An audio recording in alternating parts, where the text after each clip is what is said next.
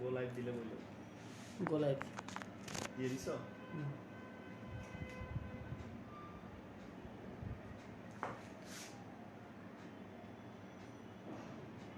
একজন জয়েন। এটা বন্ধ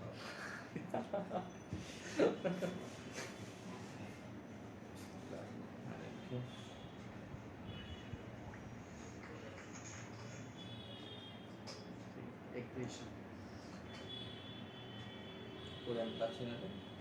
আসছে এই যে আচ্ছা 70 জন পেয়েছেন?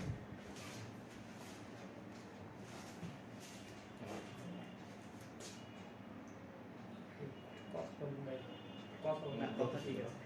আসুক, সবাই আসুক, তারপর আমরা শুরু করছি।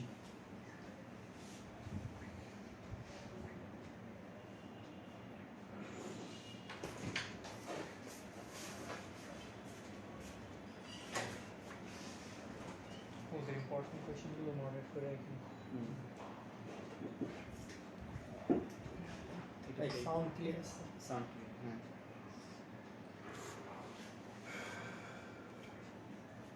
আমি শেয়ার দিচ্ছি। হ্যাঁ গ্রুপে শেয়ার করো। এই সিউনিট অ্যাডমিশন করছিস না, গ্রুপে শেয়ার করো। ভাই ইউটিউবটা আপলোড করে দেবেন। হ্যাঁ আপলোড করে দিতে পারবেন? হয়ে যাবে, তুমি দাও। হ্যাঁ হ্যাঁ ও দিয়ে দিচ্ছি, আমি দিচ্ছি। তাহলে আপলোড দিয়ে দেবেন।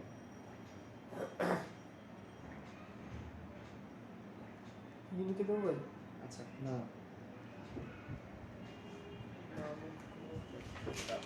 বেশ দিলেই হবে। একটু বেশ দিই।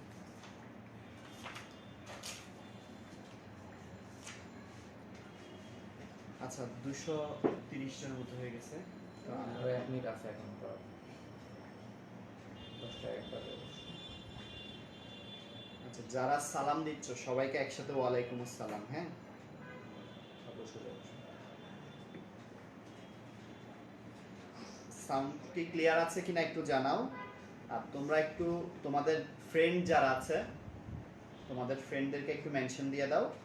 আর একটা জিনিস হচ্ছে সবাই একটু যার যার আইডি থেকে একটু শেয়ার দিয়ে দাও, যেন তোমাদের ফ্রেন্ডরা বা যারা আছে যারা পরীক্ষা দিবে তারা যেন সবাই দেখতে পারে এবং উপকৃত হয়। সাউন্ড ক্লিয়ার কিনা একটু জানাবা।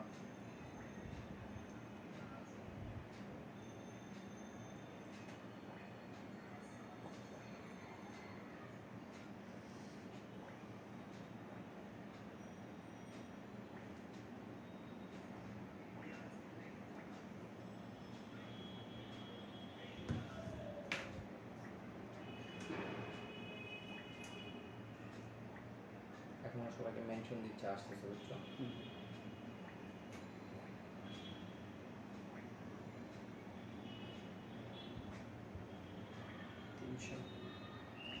সাউন্ড একেবারে ক্লিয়ার। আচ্ছা ওকে সাউন্ড ক্লিয়ার। একটু মেনশন দিয়ে দাও ফ্রেন্ডদেরকে, আর একটু শেয়ার দিয়ে দাও তোমরা, ঠিক আছে? আর তোমাদের কোনো কোয়েশ্চেন থাকলে যে এই যে ঢাকা বিশ্ববিদ্যালয়ের ভর্তি পরীক্ষার জন্য প্রস্তুতির জন্য তোমাদের যদি কোনো কোয়েশ্চেন থাকে এখানে কোয়েশ্চেনগুলো করতে পারবে। আমরা খুবই শর্ট একটা সেশন এখানে কাটাবো তোমাদের সাথে, এর মধ্যে তোমাদের সবগুলো কোয়েশ্চেনের আনসার দিয়ে দেওয়ার চেষ্টা করবো ইনশাল্লাহ। আচ্ছা, তাহলে আমরা শুরু করি আজকে আমাদের লাইভ সেশনটা। সবাইকে শুভেচ্ছা জানিয়ে শুরু করছি। আমার সাথে আছে, আমার বাম পাশেই, আপনারা হয়তো অনেকেই তাকে অলরেডি চেনেন, আমার বাম পাশে বসে আছে বাবলু। বাবলু ঢাকা বিশ্ববিদ্যালয়ের সি ইউনিটে ফার্স্ট ছিল। ও স্কলারসের একজন কৃতি শিক্ষার্থী। আর দীর্ঘদিন ধরেই ওর ইউনিভার্সিটি চান্স পাওয়ার পর থেকেই অ্যাডমিশনের বিষয়গুলোর সাথে ওর একটা প্রত্যক্ষ সম্পৃক্ততা রয়েছে। ও আপনাদেরকে আজকের এই সেশনটাতে অ্যাডমিশন সম্পর্কে কিছু গাইডলাইন দিবে।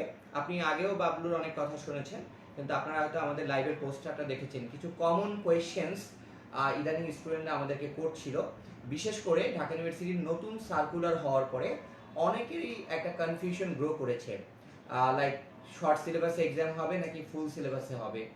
অনেকের এক্সাম কনফিউশন গ্রো করেছে যে আমাদের যে নতুন চেঞ্জ আসলো রিটেনে, যেখানে আমরা দেখলাম যে প্রেসিস রাইটিং বাদ চলে গেছে, রচনা বাদ চলে গেছে, শর্ট নোটস বাদ চলে গেছে, তার পরিবর্তে ভুল সংশোধনী নামক নতুন দুটো টপিক বাংলা এবং ইংলিশে অ্যাড করেছে। তো এই বিষয়গুলো নিয়ে আমাদের স্টুডেন্টরা প্রায়শই আমাদেরকে কোয়েশ্চেন করছিল। আমরা ক্লাসে তার অ্যান্সার দেওয়ার চেষ্টা করেছিলাম, কিন্তু ক্লাসে হয়তো সবাই একসাথে থাকে না, তাই আমরা প্রপারলি সবাইকে কমিউনিকেট করতে পারি নাই।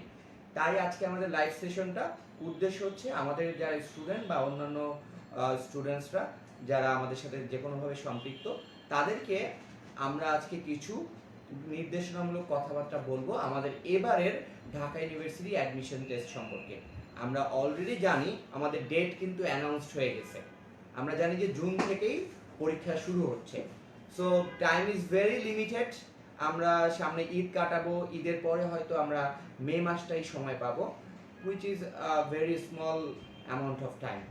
তাই আমরা আজকের সেশনটা দেরি না করে, যেহেতু ছোট একটা সেশন করব, আমরা চলে যাচ্ছি প্রশ্ন উত্তর পর্বে। তো প্রথমে যে বিষয়টা আমাদের কনফিউশন ছিল সেটা হচ্ছে যে শর্ট সিলেবাসে এক্সাম হবে নাকি ফুল সিলেবাসে এক্সাম হবে। এই বিষয়টায় আমি কথা বলতে আমন্ত্রণ জানাচ্ছি আমাদের স্কলার্সের অন্যতম একজন ডিরেক্টর, আমাদের বাংলা ডিপার্টমেন্টের হেড, আমাদের শিমুল স্যারকে। শিমুল স্যার আপনাদেরকে শর্ট সিলেবাসে অথবা ফুল সিলেবাসের বিষয়ে একটু কথাবার্তা বলবে। আচ্ছা, আসসালামু আলাইকুম। শর্ট সিলেবাস নাকি ফুল সিলেবাস, এটার আসলে আনসারটা খুবই সোজা। যেহেতু বইটা আমাদের ফুল, আমরা ফার্স্টে কিন্তু একটু ধারণা রেখেছিলাম, বা আমরা আমাদের কোচিংয়ের আমরা কোনো স্টুডেন্টকে মানে এখন পর্যন্ত শর্ট সিলেবাসে পড়াই নাই। তো আমি ক্লাসেও বারবার বলছি, আমার কাছে মনে হয় যে পরীক্ষার কোয়েশ্চেন যতই যেখানেই শর্ট সিলেবাস বলুক, আমরা আমাদের প্রিভিয়াস রেকর্ডগুলো যদি দেখি, বিউপিতে শর্ট সিলেবাসের উপর পরীক্ষা হয় নাই। মেডিকেলে অনেকেই বলে শর্ট সিলেবাসের পরীক্ষা হয়েছে, বাট আমি বলবো যারা এটা বলে ওরা কোয়েশ্চেনই বুঝে নেয়। কারণ 93টা কোয়েশ্চেন হয়েছে মেডিকেল, আমি যতটুকু জানি যে শর্ট সিলেবাসের, আর 7টা কোয়েশ্চেন হয়েছে লং সিলেবাস বা ফুল সিলেবাসের। তো 93টা কোয়েশ্চেনের আনসার যদি সবাই পারে, ওই 7টার আনসার সবাই পারে নাই। তার মানে দেখা যাচ্ছে ওই 7টার আনসারগুলো যারা পারছে তারাই কিন্তু মেডিকেলে চান্স পাওয়ার সম্ভাবনাটা বেশি ছিল। সেম জিনিস হচ্ছে ঢাকা বিশ্ববিদ্যালয়ে। আমি ধরে নিচ্ছি যদি শর্ট সিলেবাস থেকে কোয়েশ্চেন দেওয়ার সম্ভাবনা খুবই কম, ঢাকা বিশ্ববিদ্যালয় এটা ফলো করার আমার কাছে ব্যক্তিগতভাবে মনে হয় না। বাট তারপরও আমি যেটা বলবো যে শর্ট সিলেবাসের প্রিপারেশন না নিয়ে ফুলটা নিব। যদি 60% শর্ট সিলেবাস থেকেও হয়, সেক্ষেত্রে আমরা শর্ট সিলেবাসটাকে একটু গুরুত্ব দিয়ে পড়বো, ঠিক আছে, বাট আমরা ফুল সিলেবাসের প্রিপারেশন নিব, এটার বিকল্প নাই। কেউ যদি মনে করে এটার বিকল্প আছে, আমার মনে হয় এটা একটু রিস্কি হয়ে যাবে। এটাই হচ্ছে আমার আনসার, যে আমরা ফুল সিলেবাসের প্রিপারেশন নিব, শর্ট সিলেবাসকে একটু প্রায়োরিটি দিব। আচ্ছা, আমি এই বিষয়টা একটু অ্যাড করতে চাই। সেটা হচ্ছে যে এখন আমাদের হাতে যেটুকু টাইম আছে, আমি যদি কোনটা শর্ট সিলেবাস কোনটা ফুল সিলেবাস এগুলো নিয়ে বিশ্লেষণ করতে চলে যাই, তাহলে দেখা যাবে যে আমার পড়াশোনার থেকে গবেষণায় বেশি হয়ে যাচ্ছে, তাই না? আমরা স্কলার্সে যখন ভর্তি হয়েছিলাম তখন আমরা যেই কারিকুলামটা দিয়ে পড়াশোনা শুরু করেছিলাম, আজকে পর্যন্ত আমরা সেই কারিকুলামটাই ফলো করছি। অর্থাৎ আমরা যেই গতিতে আগাচ্ছিলাম, আমি আমাদের স্টুডেন্টদেরকে বলবো আমরা সেই গতিতেই আগাই। আমাদের এটা আপাতত মাথায় না নেই এই বিষয়টা যে কোনটা শর্ট সিলেবাস কোনটা লং সিলেবাস, কোনটা পরীক্ষায় আছে কোনটা পরীক্ষায় নাই। আমরা অতীতের ঘটনাগুলো দেখলে বুঝবো যে ঢাকা ইউনিভার্সিটির টিচাররা যখন প্রশ্ন করে তখন তারা কিন্তু এইচএসসির বইটা ওইভাবে ফলো করে না। অর্থাৎ আমরা দেখছি যখন অ্যাকাউন্টিং এর প্রশ্ন করে তখন তারা যে ইউনিভার্সিটি লেভেলে যে বইগুলো পড়ায়, কাইজু কিমেলের, ওয়েগেন কাইজু কিমেলের বা লার্সন হাকার যে অ্যাকাউন্টিং বইগুলো, যেগুলো বিদেশি বই, ওই বইগুলো থেকে তারা প্রশ্ন করে। তো তার কাছে কিন্তু এইচএসসির বইটা থাকে না, বা উনি এইচএসসি বইটা ফলো করে না। তাহলে তার কাছে কি শর্ট সিলেবাস আর ফুল সিলেবাস বলে কোনো কথা আছে? নাই। কি আছে? অ্যাকাউন্টিং এর এইচএসসি তে কি কি টপিক থাকে তারা সেটার আলোকে প্রশ্ন করে। তাহলে আমি যদি বলি ইংলিশের কথা, ইংলিশে আমরা এইচএসসি তে যেগুলো পড়ি সেগুলো কি অ্যাডমিশন টেস্টে কখনো আসে না। কিন্তু এইচএসসি তে আমরা রিয়ারেন্স পড়ি, টেবিল পড়ি বা কম্প্রিহেনশন পড়ি, এগুলো কিন্তু আমাদের অ্যাডমিশনের সিলেবাসে নাই। অ্যাডমিশনের সিলেবাসে কি আছে আমরা জানি, ভোকাবুলারি আসে, প্রিপোজিশন আসে, স্পেলিং আসে, ফ্রেজ ইডিয়ামস আসে, গ্রামার আসে, যেটা মোস্টলি টফেল বই থেকে আসে। তাহলে আমরা যদি এই ইংলিশের সিলেবাস এইচএসসির সাথে ম্যাচ নাই করে, তাহলে আমার ইংলিশে কি শর্ট সিলেবাস বা ফুল সিলেবাস বলে কোনো কথা আছে আদৌ? অবশ্যই নেই, তাই না? তাহলে আমরা কি বলছি? আমরা বলছি যে তোমরা শর্ট সিলেবাস বা ফুল সিলেবাসের কনসার্নটা মাথা থেকে ঝেড়ে ফেলো। আমরা যেভাবে আগাচ্ছি, আমরা যেভাবে কোর্সগুলো করাচ্ছি, যেভাবে লেকচারশিপগুলো শেষ করাচ্ছি, এখন আমাদের রিভিশন প্রোগ্রাম চলছে, তোমরা সেভাবেই আগাও। অন্য কোনো কনসার্ন আপাতত তোমরা মাথায় নিবা না। আশা করি বিষয়টা ক্লিয়ার হয়েছে। যদি ক্লিয়ার হয়ে থাকে তাহলে সবাই একটু কমেন্টে জানিয়ে দাও যে ভাইয়া বিষয়টা ক্লিয়ার। আচ্ছা, আমরা কমেন্ট দেখতে থাকি। ততক্ষণে আমি বাবলুকে এই বিষয়ে একটু কথা বলার সুযোগ দিব।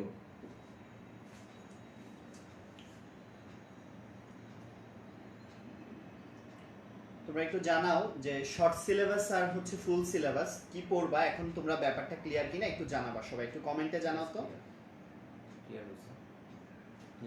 আচ্ছা ক্লিয়ার, হ্যাঁ। আচ্ছা, অনেকেই ক্লিয়ার বলেছো, যাক আলহামদুলিল্লাহ, তোমরা বিষয়টা বুঝতে পেরেছো, এটা ভেবেই আমাদের ভালো লাগছে। সো এখন আমরা আমাদের শেষ সময়ের প্রস্তুতি কেমন হওয়া উচিত। আমাদের হাতে আর অল্প কিছুটা সময় আছে, এবং যেটা সবচেয়ে গুরুত্বপূর্ণ সময়। শেষ সময়টাকে আমরা সবচেয়ে গুরুত্বপূর্ণ কেন বলি, কারণ গত 3-4 মাসে আমি কি পড়েছি সেই পড়াটা যদি আগামী 1 মাসে আমরা রিভাইজ না করি তাহলে অবশ্যই অনেক কিছুই আমরা ভুলে যাব, অনেক কিছুই মনে থাকার কথা না। তাহলে আমার 3-4 মাসের পরিশ্রমটা কি বৃথা হয়ে যাবে না যদি আমি আগামী 1-2 মাস কাজে না লাগাই, আগামী এক মাসের মতো যেটা সময় আছে। তাহলে আমাদের এখন সামনে যে সময়টা আছে সেই সময়টা কিভাবে কাজে লাগাতে হবে সেই বিষয়ে একটু বিস্তারিত কথা বলবে বাবলু। ও ওর শেষ সময়টা কিভাবে কাজে লাগিয়েছিল, কি কি করেছিল সেই বিষয়ে একটু তোমাদেরকে সাজেশন দিবে। আরেকবার বলে দেন যে সিউনিটে ফার্স্ট ছিল। আচ্ছা, তো বাবলু তুমি একটু বলো শেষ সময়ের প্রস্তুতিটা তোমার কেমন ছিল। আচ্ছা ভাইয়ারা, ওয়েলকাম সবাইকে। তো এই যে তোমরা স্কলার্সে যারা এতদিন ক্লাস করেছো, পড়াশোনা করেছো, রেগুলারলি লেকচার শিট, বই এবং ক্লাস লেকচার ফলো করেছো, তোমরা হয়তো অলরেডি জানো যে তোমরা অনেকটা অ্যাডভান্স এগিয়ে আছো। হ্যাঁ, আর পরীক্ষা যেহেতু সামনে, বেশি সময় নাই, তারপরও একটা কথা মনে রাখতে হবে, সেটা হচ্ছে ভাই আমাদের ভালো মতো সব কিছু পড়া শেষ করা এবং সেটাকে কিন্তু পরীক্ষায় অ্যাপ্লাই করা। মানে তোমরা চিন্তা করে দেখো, তোমাদের 45 মিনিটস রিটেন, 45 মিনিটস এমসিকিউ, মাত্র 1.5 ঘন্টার পরীক্ষা।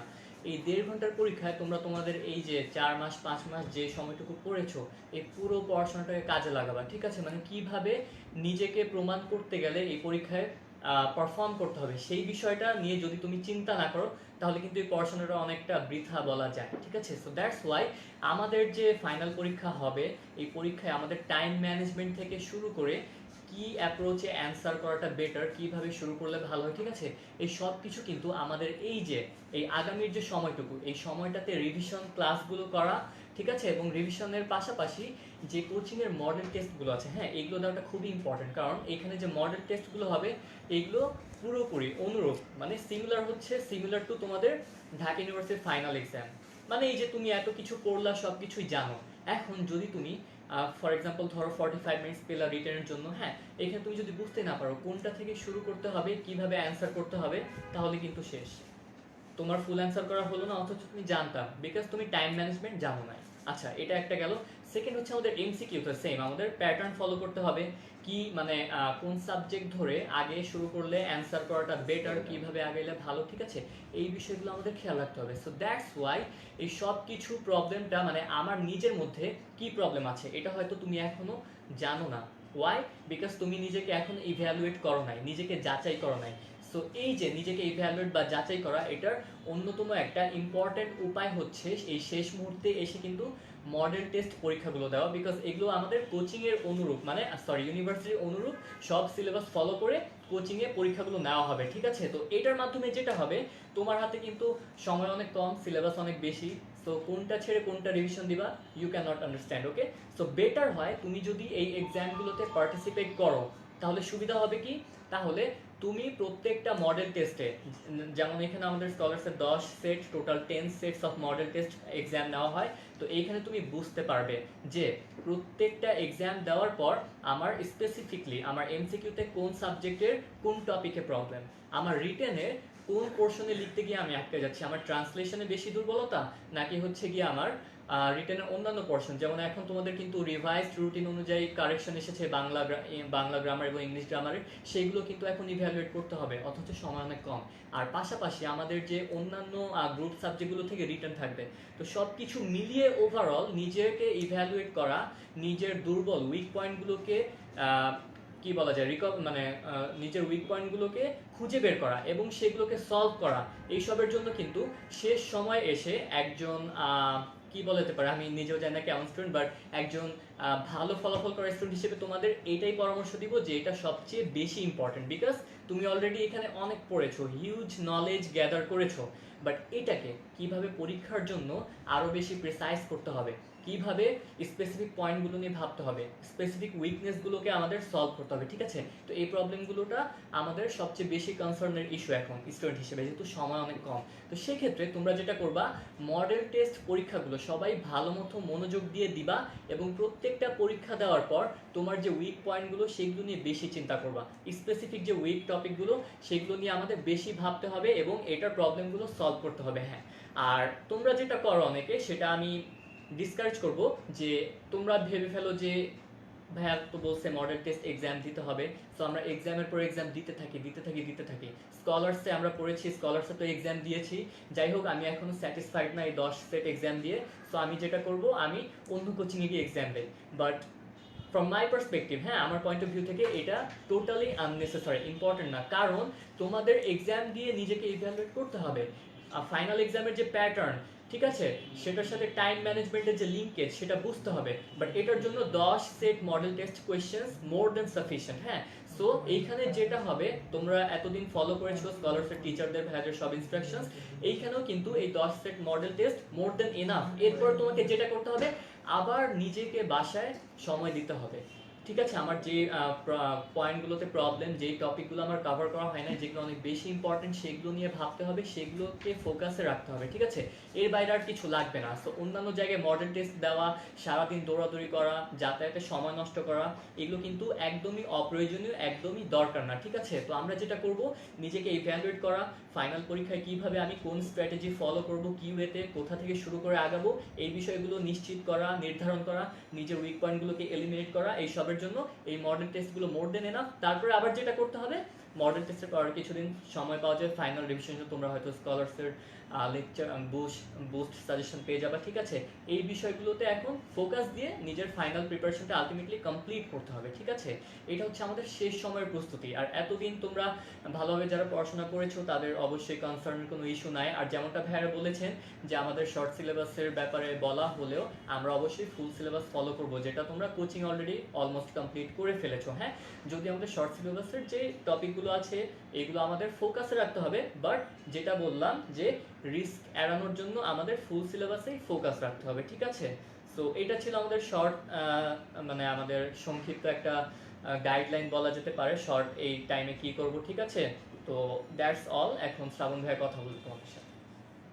আচ্ছা, বাবলু যে কথাগুলো বলেছে ওইটা হচ্ছে ওর অভিজ্ঞতার আলোকে, অর্থাৎ ও যখন আমাদের এখানে স্টুডেন্ট ছিল ও কি করেছে, তোমরা ওর কথা শুনতে পেরেছো যে ও শেষ সময়ে কি করেছে, ঠিকমতো আমাদের পরীক্ষাগুলো অ্যাটেন্ড করেছে এবং পরীক্ষাগুলো অ্যাটেন্ড করার পাশাপাশি ও সিলেবাসটা রিভাইজ করেছে। এখন আমি দুটো কথা এখানে একটু অ্যাড করি। পরীক্ষা দেওয়া যেমন ভালো, আবার অতিরিক্ত পরীক্ষা দেওয়া কিন্তু হিতে বিপরীত হয়। অর্থাৎ অনেক সময় আমরা কি করি, যে পরীক্ষা দিতেছি 100টা পরীক্ষা দিয়ে ফেললাম, পড়ার আর সময় পেলাম না। পরীক্ষাটা কখন দিই আমরা বলতো? পরীক্ষাটা দেই আমি কিছু পড়াশোনা করেছি, সেই পড়াশোনাটা যাচাই করার জন্য পরীক্ষা দিই। এখন যদি এমন হয় আমি পড়াশোনা বাদ দিয়ে শুধু পরীক্ষাই দিই, তাহলে পড়াশোনাটা তো হলো না, তাই না? তাহলে আসল কাজটাই বাদ থেকে গেল। সো আমি যেটা বলছি সেটা হচ্ছে যে আমরা যে 10 সেট বা 12 সেট মডেল টেস্ট নিব, সেই মডেল টেস্টগুলো তোমরা অ্যাটেন্ড করলে এটাই তোমাদের জন্য এনাফ। মূল কাজ হচ্ছে শেষ সময়ে রিভিশন দেওয়া। আচ্ছা, অনেকেই কমেন্ট বক্সে কিছু কোয়েশ্চেন করছো যে ইংলিশের যে নতুন প্যাটার্নটা, বাংলার যে নতুন প্যাটার্নটা সেটা কিভাবে হবে, আমি সেটা নিয়ে এখন কথা বলবো। একটা কমন কোয়েশ্চেন অনেকে করেছো, ভাইয়া মডেল টেস্টটা কি সাবজেক্ট ওয়াইজ হবে নাকি ফুল সিলেবাসে হবে? আমি বলছি আমাদের মডেল টেস্টটা একদম ঢাকা ইউনিভার্সিটির কোয়েশ্চেনের অনুরূপ মডেল টেস্ট হবে, অর্থাৎ পুরো কোর্সের উপর মডেল টেস্ট হবে। মডেল টেস্ট কখনো আমরা সাবজেক্টিভ নেই না, কারণ হচ্ছে শেষ সময়ে পুরোটা রিভাইজ করতে হবে, এবং পরীক্ষা হলে যেহেতু আমার পুরোটার উপরেই কোয়েশ্চেন আসবে, তাই আমাদের মডেল টেস্টটা হচ্ছে ফুল সিলেবাসের উপর।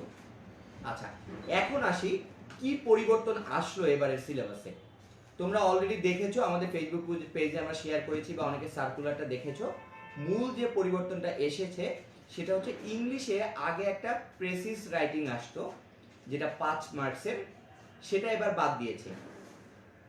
কি বাদ দিয়েছে? Precis writing.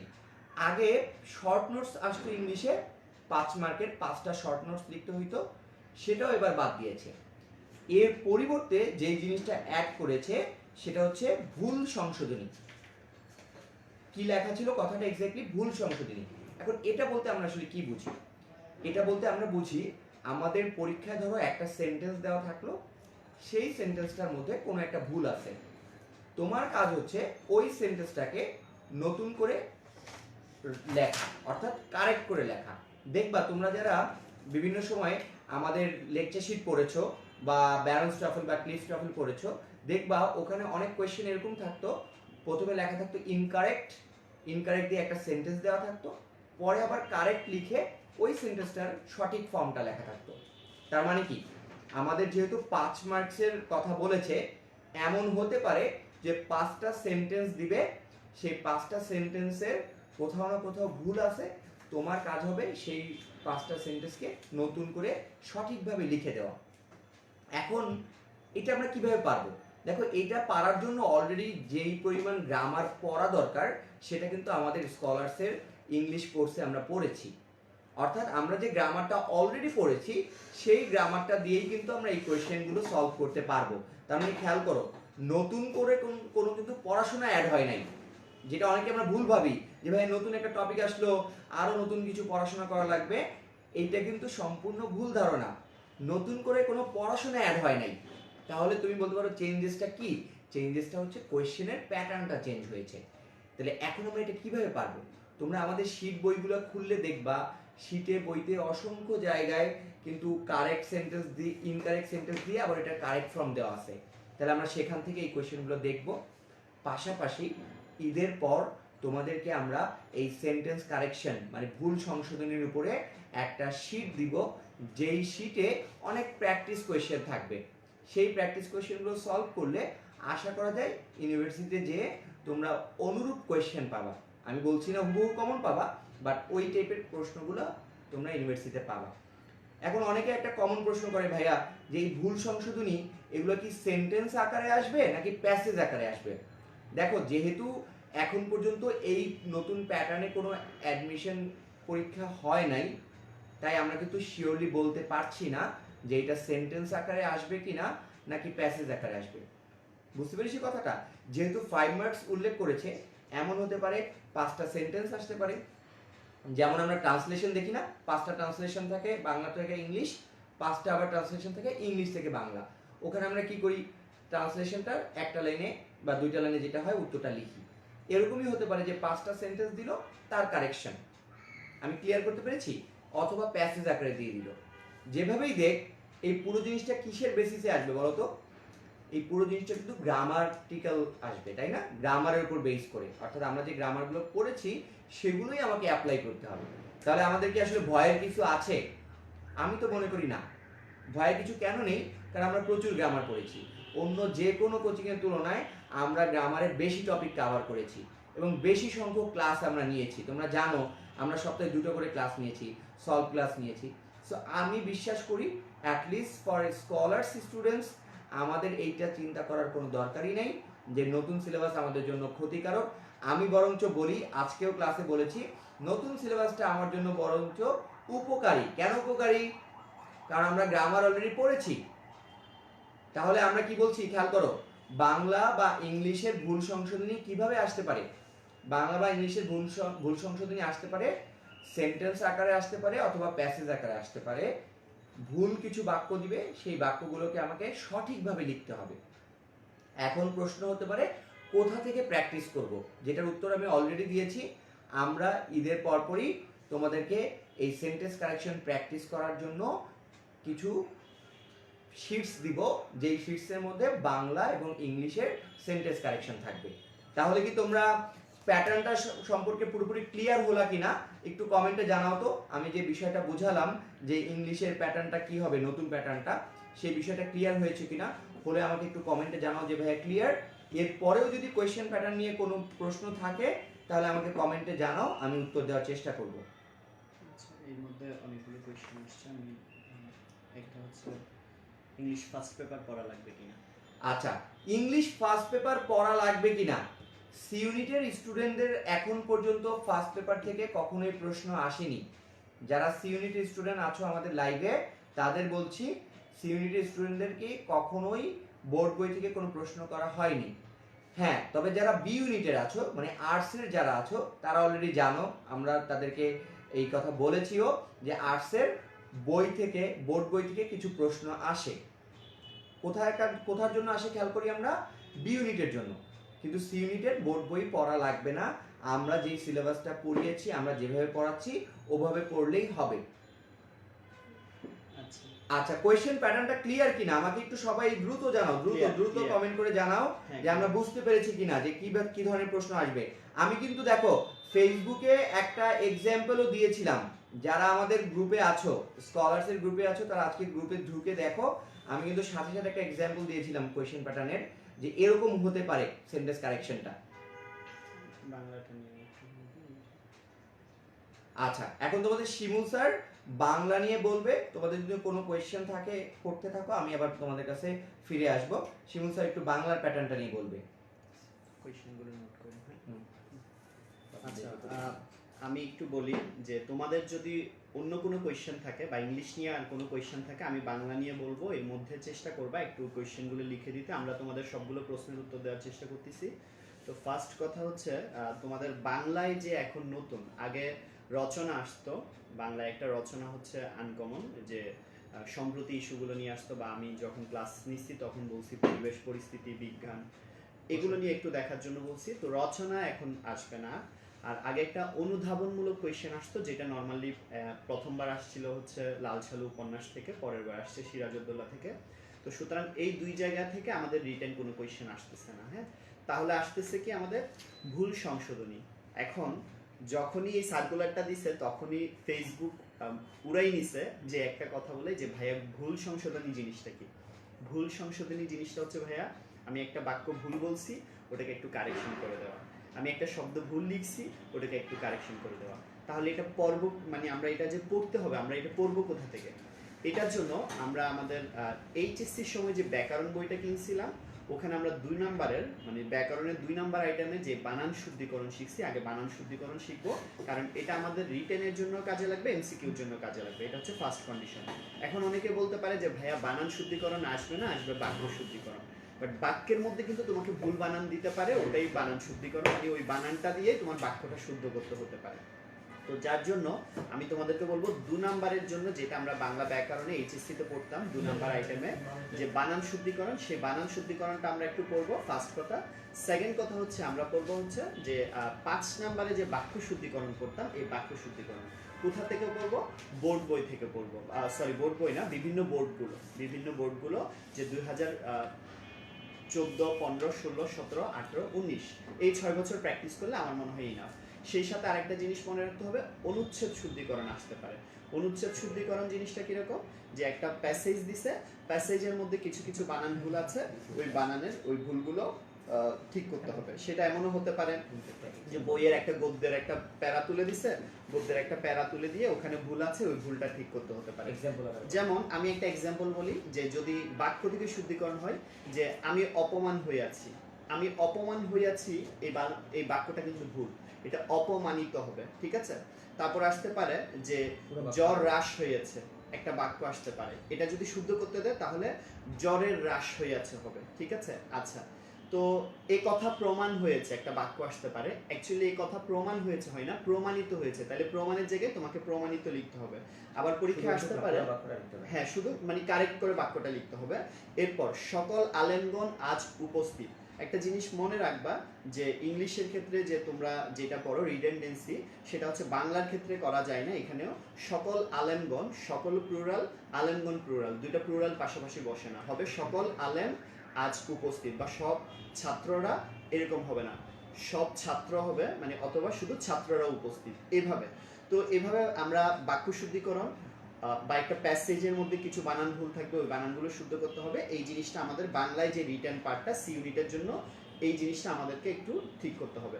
আরেকটা জিনিস আমাকে এখানে কোয়েশ্চেনের মধ্যে ছিল, যে একটা পড়ার বাইরে, সেটা হচ্ছে যে কলেজ ড্রেস পরা ছবি দেওয়া যাবে কিনা। দেওয়া যাবে, তোমরা ছবি তোলার সময় মনে রাখবা পিছনের ব্যাকগ্রাউন্ডটা ব্লু হলেও চলবে, বাট সেলফি বা ফ্রেন্ডের সাথে একটা ছবি তুলছি ক্রপ করে দিয়ে দিব, ঠিক আছে, কোথাও ঘুরতে গেছি মাওয়া সড়কের উপর একটা ছবি তুলছি ওটা দিয়ে দিব, ওরকম কিছু করা যাবে না।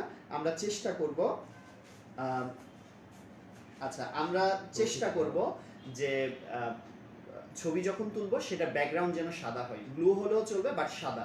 আর ড্রেসটা যেন চেষ্টা করব একটু আমরা ফর্মাল একটা ভালো ড্রেসের মধ্যে ভালো ড্রেসে ছবি তোলার জন্য। আর অনেকে এখানে কোয়েশ্চেন বললা যে শীট দেওয়া যায় কিনা, এটা ভাইয়া বলে দিবে ইংলিশেরটা।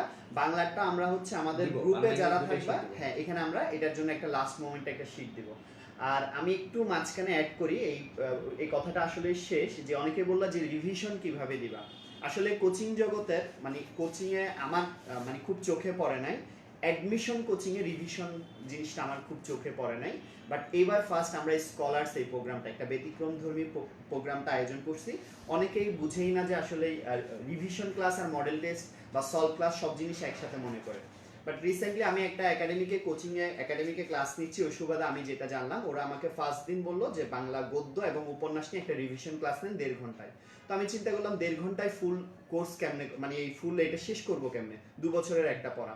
তো আমি যখন এটা ফুল কমপ্লিট করতে গেলাম তখন ক্লাসে মূল ভাবগুলো বা ইম্পর্টেন্ট পয়েন্টগুলো বলে দিলাম। পরে ওরা যখন পরীক্ষা দিল ওখানে ম্যাক্সিমাম কোয়েশ্চেন আসছে, ম্যাক্সিমাম না 100%ই কোয়েশ্চেন এটা রিলেটেড, মানে আমার রিভিশন ক্লাস রিলেটেড ছিল। সো আমি যে কথাটা তোমাদেরকে বলতে চাচ্ছি সেটা হচ্ছে যে রিভিশন কিভাবে দিবা। আমাদের যখন এখানে ক্লাস হয়, আমাদের স্কলার্সের রিভিশন ক্লাস হচ্ছে, তোমরা লেকচার 1 থেকে 5 নিয়ে আসবা, ঠিক আছে, কোনো কোয়েশ্চেন থাকলে করতে পারো, বাট টিচার ক্লাসে আমরা কিন্তু রিভিশনের জন্য ফুল 1 থেকে 5 এর ইম্পর্টেন্ট টপিকস কোথা থেকে কোয়েশ্চেন আসে এগুলো বলে দিই। জাস্ট ক্লাসে মনোযোগ দিয়ে শুনবা, তাহলে এটা তোমাদের খুব কাজে দিবে। আর ভাইয়ারা বলছে যদিও মডেল টেস্টের ব্যাপারে, আমি একটা জিনিস একটু অ্যানাউন্স করি, সেটা হচ্ছে মডেল টেস্ট, আমাদের স্কলার্সের মডেল টেস্ট ঈদের পর শুরু হচ্ছে। আমাদের ফার্মগেট সহ আমাদের বাংলাদেশে যতগুলো ব্রাঞ্চ আছে সবগুলোতে একই সাথে মডেল টেস্ট কার্যক্রম চলতেছে। আমাদের একটা ব্রাঞ্চ নতুন, যে চট্টগ্রাম এবং রাজশাহী, এই দুটা ব্রাঞ্চ এরা নতুন হলেও এরা এবার মডেল টেস্ট শুরু করতেছে। সো যারা এখানে চট্টগ্রাম বা রাজশাহীর আছেন তারা আমাদের ওখানে ব্রাঞ্চগুলোর সাথে যোগাযোগ করেন, আপনারা চাইলে ঈদের পর ওখানে মডেল টেস্ট দিতে পারবেন, ঠিক আছে। আর অনলাইনে মডেল টেস্ট দেওয়া যাবে কিনা যারা জিজ্ঞেস করছেন, আপনারা আমাদের এখানে আমাদের অফিসে যোগাযোগ করে অনলাইনে আপনারা মডেল টেস্ট দিতে পারবেন, আমাদের অনলাইন মডেল টেস্ট কার্যক্রমও আছে, ঠিক আছে। সো আমি আপাতত এতটুকু বললাম, এখন ভাইয়া একটু বলবে। আচ্ছা, বাবলু হচ্ছে কিছু কোয়েশ্চেন হয়তো বের করছে তোমাদের এখানে কমেন্ট থেকে, ও এগুলো নিয়ে কথা বলবে, এরপর আমি আমার পরবর্তী সেশন আবার এসে বাকি কোয়েশ্চেনের আনসার দিব। আচ্ছা, তোমাদের সবচেয়ে ইম্পর্টেন্ট কিছু কোয়েশ্চেন আইডেন্টিফাই করেছি, সেগুলো নিয়ে কথা বলি। হ্যাঁ, তো প্রথমে একজন বলেছো যে ভাইয়া রিটেন কিভাবে উত্তর করব। হ্যাঁ, রিটেন কিভাবে উত্তর করবা, কারণ রিটেন আমাদের কয়েকটা টপিক থাকবে। তোমরা জানো যে নতুন সিলেবাস অনুসারে আমাদের English to Bangla, Bangla to English translation থাকবে, বাংলা বাক্য শুদ্ধিকরণ, ইংলিশ বাক্য শুদ্ধিকরণ, আর আমাদের গ্রুপ সাবজেক্টগুলো থেকে রিটেন থাকবে, এটুকু বলা আছে। Okay fine. তো এখন আমাদের কিন্তু এক্সামটা হচ্ছে জুনে, সো এর আগে আমরা অনেক সময় পাচ্ছি। তো এই যে তোমাদের বললাম যে তোমরা কিন্তু প্রশ্ন করতেছো রিটেন কিভাবে উত্তর করব, তোমরা এখন জানবা না, এটা স্বাভাবিক। আর তোমরা এটার উত্তর এখন পাবা না, এটাও স্বাভাবিক। আমি যদি বলি এইভাবে উত্তর করবা, এটা কিন্তু হলো না। কারণ কি? কারণ তোমরা এক একজন এক একটা টপিকে বিশেষভাবে গুরুত্ব দিয়েছো। কেউ হয়তো ট্রান্সলেশনে অনেক স্ট্রং, এটাতে ফোকাস কম করেছো। কেউ হয়তো আবার তোমাদের অন্যান্য রিটেন পার্টে বেশ ভালোভাবে আগায় রাখছো, সো তোমরা ট্রান্সলেশন এখন দেখবা। মানে এক একজনের প্রেফারেন্স এক এক দিকে। সো তোমরা যেটা করবা, এই যে আমাদের সামনে মডেল টেস্টগুলো হবে, এখানে আসো 10টা এক্সাম দাও, প্রতিটা এক্সামে তুমি ডিফারেন্ট অ্যাপ্রোচ ফলো করো। ফর এক্সাম্পল মডেল টেস্ট 1-এ তুমি ট্রান্সলেশন দিয়ে শুরু করলা, এরপরে গিয়ে তুমি হচ্ছে কারেকশনগুলো অ্যান্সার করলা, হ্যাঁ, শুদ্ধিকরণগুলো। এরপরে গিয়ে তুমি থার্ডে গিয়ে আমাদের ওই রিটেনগুলো ধরলা। অথবা তুমি এটাতে খারাপ করার পর দেখলা যে না, আমি অন্য ওয়ে ফলো করতে পারি, অন্য অ্যাপ্রোচটায় আমি যেতে পারি। মডেল টেস্ট 2-তে গিয়ে তুমি দেখলা যে আচ্ছা, আমরা আগে কারেকশনটাই অ্যান্সার করি, বিকজ এটাতে আমি ভালো, এটাতে আমার কনফিউশন কম হয়, এটাতে আমার চিন্তা করার সময় কম লাগে, সো এটা আমি আগে অ্যান্সার করে শেষ করে ফেলি। সো এই যে ওভারঅল টেকনিকটা, ট্যাকটিক্সটা, এটা কিন্তু আমি এক কথায় অ্যান্সার দিলে কখনোই হবে না, কারণ প্রত্যেকের প্রেফারেন্স এক এক রকম। সো আমরা আগে দেখি আমাদের দুর্বলতা বা আমাদের শক্তিশালী দিকগুলো কোথায়, অথবা আমরা উইথ দ্য ফ্লো মডেল টেস্টগুলো দেওয়ার পর বুঝতে পারবো যে আমাদের টাইম ম্যানেজমেন্টে কোনটা সবচেয়ে বেশি সহায়ক হবে, ঠিক আছে। তখন গিয়ে তোমরা যখন 10-12টা মডেল টেস্ট দিয়ে ফেলবা, তখন আর কোনো কনফিউশন থাকবে না যে আমরা রিটেন কিভাবে উত্তর করব। তখন পরীক্ষার হলে আমাদের ঢাকা ইউনিভার্সিটির মেইন ভর্তি পরীক্ষায় আমাদের রিটেন খাতা পাওয়ার পরে কিন্তু তোমার আর চিন্তা করা লাগবে না 1 মিনিট 2 মিনিট যে আমি কোনটা দিয়ে শুরু করব, বিকজ তুমি তখন অলরেডি জানবা যে তোমার কোনটা দিয়ে শুরু করা উচিত এবং কিভাবে এই ফুল টাইমটাকে অ্যালোকেট করতে হবে বিভিন্ন সাবজেক্টে। হ্যাঁ, আচ্ছা, তো আমাদের এখন প্রিপারেশনগুলো যেটা করতে হবে, এখন চিন্তা করার দরকার নেই, মডেল টেস্টগুলো দিব, তারপর আমাদের প্রিপারেশনটা কিভাবে নিতে হবে বুঝে ফেলবো। আপাতত জাস্ট আমরা সিলেবাসটা কমপ্লিট করি, ঠিক আছে? আর সিলেবাস যেহেতু আমরা জানি যে অজানা, হ্যাঁ, তো সেক্ষেত্রে আমাদের ট্রাই করতে হবে ম্যাক্সিমাম পোর্শনগুলো কভার করার, ঠিক আছে? তো কারেকশন নিয়ে তোমরা অনেকে অনেক ভয় আছো, কেউ কেউ কোয়েশ্চেন করছো যে ভাইয়া পাংচুয়েশন থেকে থাকবে, ন্যারেশন থেকে আসতে পারে। অ্যাকচুয়ালি এটা স্বাভাবিক, থাকতে পারে। পাংচুয়েশন তোমরা তোমাদের ইন্টারমিডিয়েট গ্রামারে পড়েছো, সো এটা স্বাভাবিক, অস্বাভাবিক কিছু না। ইভেন তোমাদের কোচিংয়েও পড়ানো হয়েছে, রাইট? ন্যারেশন থেকে থাকতেই পারে, যেমন ন্যারেশন থেকে ডিরেক্ট থেকে ইনডিরেক্ট করতে গেলে যে ভুলগুলো হয়, সেই ভুল সেন্টেন্সটা তুলে দিল ফর এক্সাম্পল, সো এটা দেখা তো, এটা ধরা তো তোমার একজন স্টুডেন্ট হিসেবে স্বাভাবিক, হ্যাঁ, তো থাকতেই পারে। এছাড়া আর কি থাকতে পারে, এই যে যেমন ধরো ইংরেজিতে তোমরা প্রোনাউন রেফারেন্সিং পড়েছো, আবার আমাদের কোচিংয়ে প্রোনাউন লেকচারও পড়েছো, সো এইখানে মনে করো কোনো ব্যক্তিবাচক কোনো কিছুর জায়গায় ইট বসায় দিল, বাট আমরা জানি ইট শব্দটা দ্বারা ব্যক্তিকে না বস্তুকে রেফার করা হয়। তো এই যে প্রোনাউন রেফারেন্স সম্পর্কিত ভুল তুমি ধরে ফেললা। তারপরে রিডান্ডেন্সি, যেখানে আমাদের অ্যাডভান্স মানে সামনে আগানো, তো তোমরা ফরওয়ার্ড শব্দ অ্যাড করবে না, অ্যাডভান্স ফরওয়ার্ড মানে সামনে সামনে আগানো। তো এই টাইপের ভুলগুলো আমাদের ধরতে হবে, রেকটিফাই করতে হবে, কারেক্ট করতে হবে। বাংলাতেও একই কথা থাকতে পারে, যেমন তোমরা কেউ বলবা না যে তিনি সপরিবার সহ নিহত হয়েছেন, ঠিক আছে? কারণ কি, সপরিবার মানে পরিবার সহ, আবার পরিবার সহ মানে পরিবারকে নিয়ে, সো সপরিবার সহ, এই টাইপের রিডান্ডেন্সি অ্যাভয়েড করতে হবে। তো এই জিনিসগুলো কিন্তু আমাদের সবকিছুই জানা, তারপরও তোমাদের প্রস্তুতিটাকে আরো বেশি স্ট্রং করার জন্য যেটা করা হবে, তোমাদের ঈদের পরে কিন্তু লেকচার শিট, তারপরে হচ্ছে বিভিন্ন সাজেশন দিয়ে দেওয়া হবে, ঠিক আছে? একটু বলে দাও ঈদ উল ফিতর, এটা বলে দাও। আচ্ছা, এই সামনে আমাদের ঈদ উল ফিতর, রোজার ঈদ, এই রোজার ঈদের পরে দিয়ে দেওয়া হবে, ঠিক আছে? তো চিন্তার কিছু নাই, আপাতত আমাদের এই সিলেবাসগুলো নিয়ে ভাবতে হবে। আর আমাদের যে লেকচার শিট পড়ানো হয়েছে, এটা কিন্তু আবারও রিপিট করছি, এটা সবকিছুর মূল। এই যে দেখো লেকচার শিটের ইম্পর্টেন্সটা আবার কিভাবে বেড়ে গেল, এই যে আমাদের কারেকশন অ্যাড করার মাধ্যমে। কারেকশন কিন্তু শ্রাবণ ভাই রিপিট করেছেন, সব গ্রামার বেসড হবে, গ্রামাটিক্যাল বিভিন্ন শব্দ, ঠিক আছে? স্পেলিং ভুলও থাকতে পারে, ইভেন অবাক হওয়ার কিছু নাই। তো সব কিছু তোমাদের পড়ানো হয়েছে, রিপিট করানো হয়েছে, সলভ ক্লাস নেওয়া হয়েছে, আবারও নেওয়া হবে, মডেল টেস্টও নেওয়া হবে। সো ওভারঅল সব কিছু মিলে কিন্তু একটা আইডিয়া পেয়ে যাবা, চিন্তার কিছু নাই। আর সবাই বলছো যে শিট দেওয়া হবে কিনা, হ্যাঁ, অবভিয়াসলি শিট দেওয়া হবে তোমাদের জন্য, যা যা প্রয়োজন সব কিছু স্কলার্স ব্যবস্থা করবে, এখানে চিন্তার কিছু নাই। আচ্ছা, ফাইনালি তোমরা বলতেছো যে ভাইয়া আমরা বই পড়বো নাকি শিট পড়বো? তো খেয়াল করো, শিট জিনিসটা হচ্ছে একটা সামারি, বাট শিট কিন্তু অসম্পূর্ণ বা অর্ধেক কিছু না। আবারও বলছি, শিট কিন্তু পরিপূর্ণ জিনিস, বাট এটা হচ্ছে ফুল জিনিস লেখা থাকবে না, সামারি লেখা থাকবে, পুরো ব্যাখ্যা বইয়ের মতো লেখা থাকবে না। এখানে জাস্ট জিস্ট ওয়ার্ডটা, জিস্ট সেন্টেন্সটা লেখা থাকবে। কেন? বিকজ তোমরা ইন্টারমিডিয়েটের প্রস্তুতি নিয়েছো, তোমরা এখানে ক্লাসে লেকচার ফলো করেছো, হ্যাঁ, টিচার কিন্তু এই লেকচারটাকে এক্সপ্লেইন করে দেয় ক্লাসে, আর এটার মূল ভাবটা দুইটা বা একটা সেন্টেন্সে আমাদের শিটে লেখা থাকে। তো তোমরা শিটটাকে বেশি প্রাধান্য দিবা, যেহেতু সময় কম। আর শিট পড়ার ফাঁকে এবং মডেল টেস্টে বিভিন্ন কোয়েশ্চেনগুলো অ্যান্সার করার ফাঁকে যেই ভুলগুলো করছো, যেই টপিকগুলো মিস করে যাচ্ছ, যে না এখনো প্রস্তুতি নেওয়া হয় নাই, সেগুলো ইন ডিটেইলে জানার জন্য অবশ্যই আমার বইয়ে ব্যাক করতে হবে, স্বাভাবিক, কারণ আমি সেটা বুঝতে পারি না, বুঝতে গেলে বইয়ে ব্যাক করতে হবে, ঠিক আছে? তো শিটটাকে মূল ফোকাসে রাখবা। এছাড়া পরে যে বুস্ট সাজেশন পাবা, সেটা আরও বেশি স্পেসিফাই করে দিবে যে শেষ সময় কী প্রস্তুতি নিতে হবে। বাট আপাতত শিটটা হচ্ছে তোমাদের সবচেয়ে কনসার্নের ইস্যু। শিটে যদি কোনো টপিক না বুঝে থাকো, কিছু মিসিং থাকে, আর সেটার জন্য আমরা বইতে রেফার করতে পারি, ঠিক আছে? আচ্ছা, তোমরা এবার একটু শ্রাবণ ভাইয়ের সঙ্গে কথা বলো। আচ্ছা, তোমাদের আরো কিছু প্রশ্ন আসছে আমাদের কাছে, দেখতে পাচ্ছি। একটা একটা করে অ্যান্সার দিই, তোমরা একটু ধৈর্য ধরো, সব কোয়েশ্চেনই আমরা অ্যান্সার দিব, আমরা তোমাদের প্রত্যেকটা প্রশ্নই পড়ছি। প্রথম যে প্রশ্নটা অনেকেই জিজ্ঞেস করছো যে ভাই অ্যাকাউন্টিং বা ফিনান্সে ম্যাথ আসবে কিনা বা ম্যাথ আসতে পারে কিনা। হ্যাঁ, এটার উত্তর হচ্ছে হ্যাঁ, আসতে পারে, ছোট ছোট আকারে ম্যাথ আসতে পারে। তোমরা দেখবে আমাদের বইতে ছোট ছোট ফিনান্সের ম্যাথ, ছোট ছোট অ্যাকাউন্টিং এর ম্যাথ আছে। তো সেখান থেকে দু একটা প্রশ্ন চাইলে আসতেই পারে। তো আমরা যেহেতু বলেছি বারবার, বাবলু একটু বললো আমরা লেকচার শিটগুলো ভালো করে পড়বো। তো তোমরা যদি লেকচার শিটগুলো ভালো মতো সলভ করো, তাহলে অ্যাকাউন্টিং বা ফিনান্সের যে ছোট ছোট ম্যাথ যেগুলো আসতে পারে, সেগুলো তোমরা অবশ্যই পারবা, এতে ভয়ের কিছু নেই। দ্বিতীয় একটা প্রশ্ন অনেকেই করেছো, ভাইয়া কোয়েশ্চেন ব্যাংক লাগবে কিনা। আচ্ছা, তোমরা যারা স্কলারশিপ স্টুডেন্ট, তোমরা কি এটা খেয়াল করো নাই যে আমাদের প্রত্যেকটা লেকচার শিটে প্রত্যেকটা টপিকের পর ওই টপিক থেকে বিগত বছরে আসা প্রশ্নগুলো তুলে দেয়া আছে? তোমরা কি এটা কখনো খেয়াল করেছো, নাকি একদম দেখোইনি?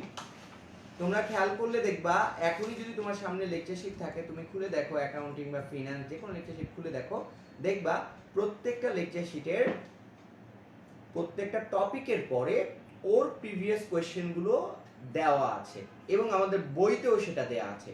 তাহলে যদি সব প্রিভিয়াস কোয়েশ্চেন দেওয়াই থাকে, আমার কি আলাদা করে কোনো কোয়েশ্চেন ব্যাংক লাগবে? অবশ্যই না, আলাদা করে কোনো কোয়েশ্চেন ব্যাংক লাগবে না।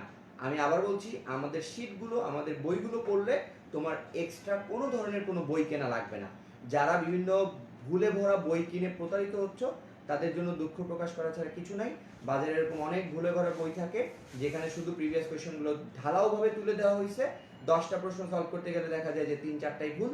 এগুলো পড়ে কিন্তু শেষ সময় মাথাটা নষ্ট হবে। এই যে তোমার পাশে যে এই আমাদের সামনে যে বাবলু ভাইয়া বসে আছে, তোমাদের বাবলু আমাদের শীট আমাদের বই পড়ে যদি সি ইউনিটে ফার্স্ট হতে পারে, তুমি কেন পারবে না? আমরা সবাই ফার্স্ট হবো সেটা বলছি না, কিন্তু আমার চান্স পাওয়ার জন্য যতটুকু দরকার ততটুকু আমাদের বই আর শীটে আছে। সো নতুন করে কোনো বই আমরা কিনতে যাব না, আমরা স্কলার্সের শীট এবং স্কলার্সের বইয়ের উপর গুরুত্ব দিব। গেল আমার নেক্সট কোয়েশ্চেনের অ্যান্সার। তারপরে একটা প্রশ্ন অনেকেই করেছো যে ভাইয়া কারেকশনের উপর কোনো ক্লাস হবে কিনা। আমি অলরেডি বলেছি, আবার বলছি, ঈদের পরে আমরা কারেকশনের উপরে শীট দিব, বাংলা সেন্টেন্স কারেকশন বা passage correction, English sentence correction, passage কারেকশনের উপর শীট দিব এবং সেই শীটের উপরে আমরা কিছু ক্লাস নেওয়ার চেষ্টা করব অবশ্যই। সো তোমরা ক্লাস পেতে যাচ্ছ ধরে নাও। আরেকটা প্রশ্ন হচ্ছে ভাইয়া এই রিটেনের টপিকগুলো আমরা কোত্থেকে পড়বো?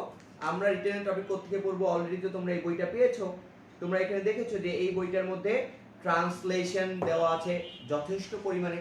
তোমরা অলরেডি জানো, ক্লাসে দেখিয়েছি যে গত বছর যে 10টা ট্রান্সলেশন এসেছিল তার মধ্যে 6টা হুবহু এখান থেকে কমন পড়েছিল। কি বলছি বুঝতে পেরেছো? ম্যাক্সিমাম ট্রান্সলেশন আমাদের বই থেকে হুবহু কমন পড়েছে।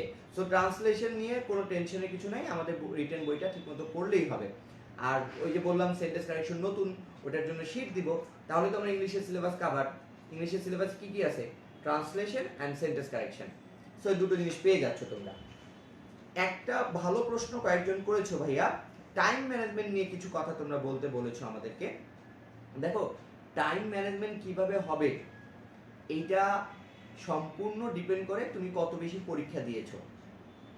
তুমি যত বেশি পরীক্ষা দিবা তোমার টাইম ম্যানেজমেন্টটা তত ভালো হবে। অনেকে দেখবা অনেক কিছু পারে কিন্তু পরীক্ষা হলে লিখে আসতে পারে না। লিখে আসতে না পারার অনেকগুলো কারণ আছে। একটা কারণ হতে পারে ওরা হাতের লেখা অনেক স্লো, ও হয়তো বৃত্ত ভরাট করে অনেক আস্তে আস্তে, রিটেনের প্রশ্নগুলো অনেক ধীরে ধীরে লেখে, তাই বলে ও অ্যান্সার করতে পারে না। এখন তুমি এটার সাথে কিভাবে কোপ আপ করবা? এটার সাথে কোপ আপ করার বেস্ট চান্স হচ্ছে মডেল টেস্টের প্রত্যেকটা পরীক্ষা ঠিকঠাক দেওয়া। অর্থাৎ মডেল টেস্টের পরীক্ষা যখন তুমি ঠিকঠাক দিবা তখন কিন্তু তোমার টাইম ম্যানেজমেন্টটা অটো হয়ে যাবে। আর একটা প্রশ্ন আসে যে ভাইয়া আমরা কোন সাবজেক্টে আগে অ্যান্সার করব, কোন সাবজেক্টটা পরে অ্যান্সার করব। আচ্ছা একটু খেয়াল করো তো, আমি ধরো পরীক্ষা হলে গেলাম, যাওয়ার পরে আমি এমন একটা সাবজেক্টের কোয়েশ্চেন অ্যান্সার করা শুরু করলাম যেই সাবজেক্টটা আমি সবচেয়ে কম পারি। তাহলে কি করতে পারি বলো তো? আমি 2-3টা কোয়েশ্চেন অ্যান্সার করতে গেলাম, দেখলাম পারলাম না। আরো 2-3টা অ্যান্সার করতে গেলাম, দেখলাম পারলাম না। যখন আমি 2-3টা কোয়েশ্চেনের অ্যান্সার বা 4-5টা কোয়েশ্চেনের অ্যান্সার পারবো না, তখন কিন্তু অটোমেটিক্যালি আমার মধ্যে একটা হতাশা গ্রো করবে কিনা? আমি কিন্তু তখন নার্ভাস হয়ে যাবো, নার্ভাস ব্রেকডাউন হবে আমার, আল্লাহ আমি মনে হয় পাস করবো না, আমার দ্বারা হবে না। যখনই তুমি নার্ভাস হয়ে গেলা, যেই প্রশ্নগুলো তুমি পারতে তখন কিন্তু আবার তুমি সেগুলোও পারবে না।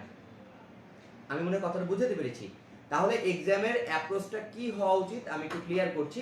এক্সামের অ্যাপ্রোচটা হওয়া উচিত তুমি যেটা সবচেয়ে ভালো পারো সেটা দিয়ে তুমি পরীক্ষা শুরু করবা। এখন আমরা বলো কোচিংয়ে কোনটা সবচেয়ে ভালো পারি? সাধারণত দেখা যায় আমরা ম্যানেজমেন্টটা সবচেয়ে ভালো পারি, বেশি নাম্বার ওঠে। বা অনেকে বলবে ভাই আমি মার্কেটিং ভালো পারি, মার্কেটিংয়ে বেশি নাম্বার ওঠে। তাহলে আমাদের কি করা উচিত বলো ভাইয়া? সবার আগে সবচেয়ে সহজটা অ্যান্সার করা উচিত। তাহলে সবার আগে আমরা কি করব সবাই বলো, কোনটা অ্যান্সার করব কমেন্টে জানাও। সবার আগে আমি কোনটা অ্যান্সার করব আমাকে একটু কমেন্টে জানাও তো দেখি। সবার আগে আমি সবচেয়ে সহজটা অ্যান্সার করব। সহজ কোনটা?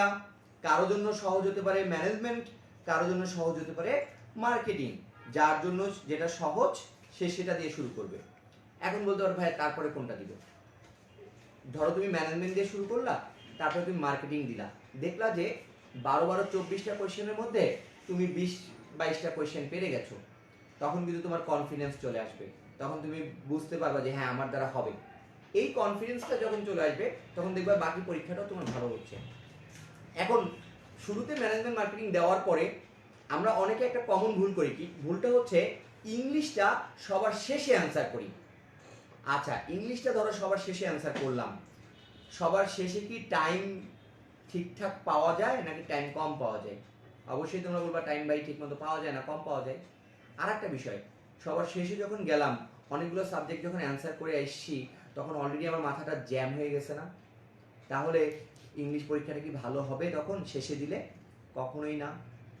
আরেকটা কথা মাথায় রাখতে হবে, আমাকে কিন্তু 5টা সাবজেক্টের মধ্যে একমাত্র ইংলিশে পাস করতে হবে, অন্য সাবজেক্টে কিন্তু পাস করতে হবে না। তাহলে আমি যদি সব সাবজেক্টে ফুল মার্কসও পেয়ে যাই আর ইংলিশে যদি ফেল করি তাহলে আমার ওই ফুল মার্কসের কোনো ভ্যালিউ আছে? কোনো ভ্যালিউ নেই। এই জন্য ইংলিশ শেষে দেওয়া যাবে না, আবার ইংলিশ শুরুতেও দেওয়া যাবে না। কেন?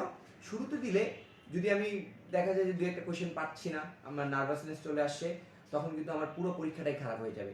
এই জন্য ইংলিশটা সেফ জোন হচ্ছে মিডিলে অ্যান্সার করা। মিডিল মানে কি?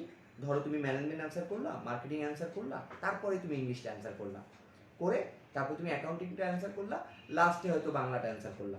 কেউ নিজে এটা একটু উল্টেও নিতে পারো যে বাংলাটা আগে দিলা, অ্যাকাউন্টিংটা শেষে দিলা। বাট আমি প্রথম 3টা সিরিয়াল একটু তোমাদের ঠিক করে দিতে চাই। বলো তো প্রথম 3টা সিরিয়াল কিভাবে অ্যান্সার করবা? আমাকে একটু কমেন্টে লিখে জানাও প্রথম 3টা কিভাবে অ্যান্সার করবা সবাই।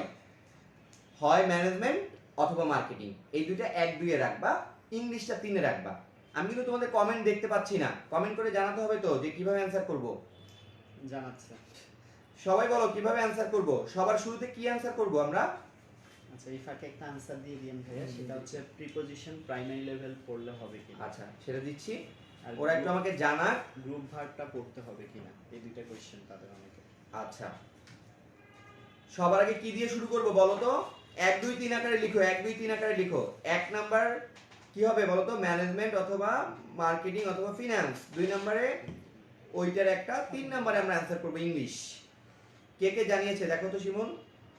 আচ্ছা আচ্ছা, অনেকেই জানাচ্ছো, খুব ভালো লাগছে তোমাদের কমেন্ট দেখে। হ্যাঁ, অনেকে জানাচ্ছে। অনেকে বলছো যে জি ভাইয়া, মারওয়া, তোমরা কি এইটা আমার এই কথাটা দ্বারা Finance, উপকৃত English। হলা? ক্লিয়ার হয়েছে বিষয়টা তোমাদের? তানভীর যে প্রদীপ শুরুতে জানাচ্ছে। আমরা কি করব? সহজটা দিব, তারপরে আরেকটু সহজটা দিব, সে মাঝে আমি ইংলিশটা দিব। ইংলিশটা শেষেও দিব না, ইংলিশটা শুরুতেও দিব না। এটা হচ্ছে আমাদের কথা। আচ্ছা, এখন একটা প্রশ্ন করেছো তোমরা, হ্যাঁ আমাদের কি গ্রুপ ভার্বস পড়তে হবে কিনা? আমরা যদি লাস্ট 5-6 বছরের প্রশ্ন অ্যানালিসিস করি তাহলে আমরা দেখেছি যে লাস্ট 5-6 বছরে কোনো গ্রুপ ভার্বস আসেনি। তাহলে আমাদের জন্য কি গ্রুপ ভার্বসটা খুব বেশি ইম্পর্টেন্ট? আমি বলবো না। যারা ইংলিশে স্ট্রং, যাদের হাতে এনাফ টাইম আছে তারা গ্রুপ ভার্বসটা দেখতে পারো। তো যাদের হাতে এনাফ টাইম নেই এবং ইংলিশে একটু দুর্বল, তাদেরকে আমি বলবো গ্রুপ ভার্বসটা তোমরা অ্যাভয়েড করে যাও। আচ্ছা, তারপরে একটা প্রশ্ন তোমরা করেছো, সেটা হচ্ছে যে ভাইয়া প্রিপজিশন কি প্রাইমারি লেভেল পড়লে হবে কিনা? প্রাইমারি লেভেল পড়লে আমি বলতে পারবো না যে তুমি শতভাগ কমন পাবা, এটা আমি বলতে পারছি না। একটু মেনশন করে দেন। হ্যাঁ, আমাদের অ্যাকিউরেট ইংলিশ বইয়ের প্রাইমারি লেভেল পড়লে তুমি যে শতভাগ কমন পাবা এটা আমি সিওরিটি দিয়ে বলতে পারছি না, তবে এটা আমি বলতে পারি 70-80% কোশ্চেন কমন পাবা। বাট কেউ যদি প্রাইমারি আর সেকেন্ডারি দুটো লেভেলই কভার করে যাও তাহলে তার জন্য আমি বলতে পারি ইনশাআল্লাহ তুমি প্রিপজিশনের সব কোশ্চেনই কমন পাবা। আমাদের জন্য মনে রাখবা সবচেয়ে ইম্পর্টেন্ট আইটেম কিন্তু প্রথম 3-4টা। কি কি খেয়াল করো? সবচেয়ে ইম্পর্টেন্ট হচ্ছে ভোকাবুলারি, যেখান থেকে 2 থেকে 3টা কোশ্চেন থাকবে। তারপরে ইম্পর্টেন্ট হচ্ছে প্রিপজিশন, সেখান থেকেও আমরা দেখি যে প্রতি বছর 2 থেকে 3টা কোশ্চেন থাকে। তারপরে ইম্পর্টেন্ট আইটেম হচ্ছে স্পেলিং, প্রত্যেক বছর একটা করে স্পেলিং থাকে। তারপরে ইম্পর্টেন্ট হচ্ছে অ্যানালজি, গতবারও একটা অ্যানালজি এসছে। তারপরে ফ্রেজিডিয়ামস, তারপরে বাকি যত আইটেম আছে, তার মানে এগুলো আমরা গুরুত্বের আকারে সাজাবো। 1 নম্বর গুরুত্ব কি? Vocabs, 2 number preposition, 3 number spelling, 4 number analogy, phrase idioms, group verbs, এভাবে করে আগাবে। তা আমরা অবশ্যই শুরুর দিকে পড়াশোনাগুলো বেশি করব। আচ্ছা, রিটেনের প্রভাবস আসবে কিনা? রিটেনের প্রভাবস খুবই কম আসে। আমরা দেখেছি যে 10টা ট্রান্সলেশনের মধ্যে গতবারও তেমন কোনো প্রভাবস ছিল না। তারপরেও দিয়ে দিতে পারে, আমরা বলতে পারবো না যে দিবে না, হ্যাঁ, কারণ প্রভাব is also a part of translation. আমরা নর্মাল ট্রান্সলেশনগুলোর উপর বেশি গুরুত্ব দিব, প্রভাবটা মোটামুটি অল্প একটু হলেও দেখে যাবে। কিন্তু আমি বলছি প্রভাবটা অত বেশি আসে না। তোমরা খেয়াল করো প্রিভিয়াস 2-3 বছরের কোয়েশ্চেন দেখলে প্রভাব আসে নেই বললেই চলে, সাধারণ ট্রান্সলেশনগুলো এসেছে, যেমন তার বাবার একটা চালের ব্যবসা আছে, এই টাইপের ট্রান্সলেশনগুলো আসতেছে, তার মানে সহজগুলো আসতেছে। তো প্রভাব নিয়ে খুব বেশি ঘাবড়ানোর দরকার নাই। আর কোনো কি প্রশ্ন তোমাদের জমেছে ভাইয়া বলো তো? আচ্ছা, এবার আমি কিছু কোশ্চেন ভোকাবুলারি কি প্রাইমারি লেভেল পড়লে হবে কিনা? অ্যাগেইন আমি বলবো, তুমি যদি ভোকাবুলারি প্রাইমারি লেভেল পড়ো তাহলে তোমার 70 to 80% কাভার করবে। খেয়াল করো কি বলেছি, 70 to 80% কাভার করবে যদি প্রাইমারি লেভেলটা পড়ো। আর যদি সেকেন্ডারি লেভেল সহ পড়ো তাহলে 100% কাভার করবে। এখানে একটা কথা একটু খুবই গুরুত্বপূর্ণ, আমি ভুলে গেছিলাম, মাত্র মনে পড়লো। তোমাদের জন্য সবচেয়ে ইম্পর্টেন্ট আইটেমের মধ্যে আরেকটা আইটেম হচ্ছে প্রিভিয়াস কোয়েশ্চেন। তোমরা যখন ভোকাবুলারি চ্যাপ্টারগুলো পড়েছো, তোমরা দেখেছো আমাদের বইতে ভোকাবুলারি চ্যাপ্টার শেষে কিন্তু প্রিভিয়াস কোয়েশ্চেন দেওয়া আছে।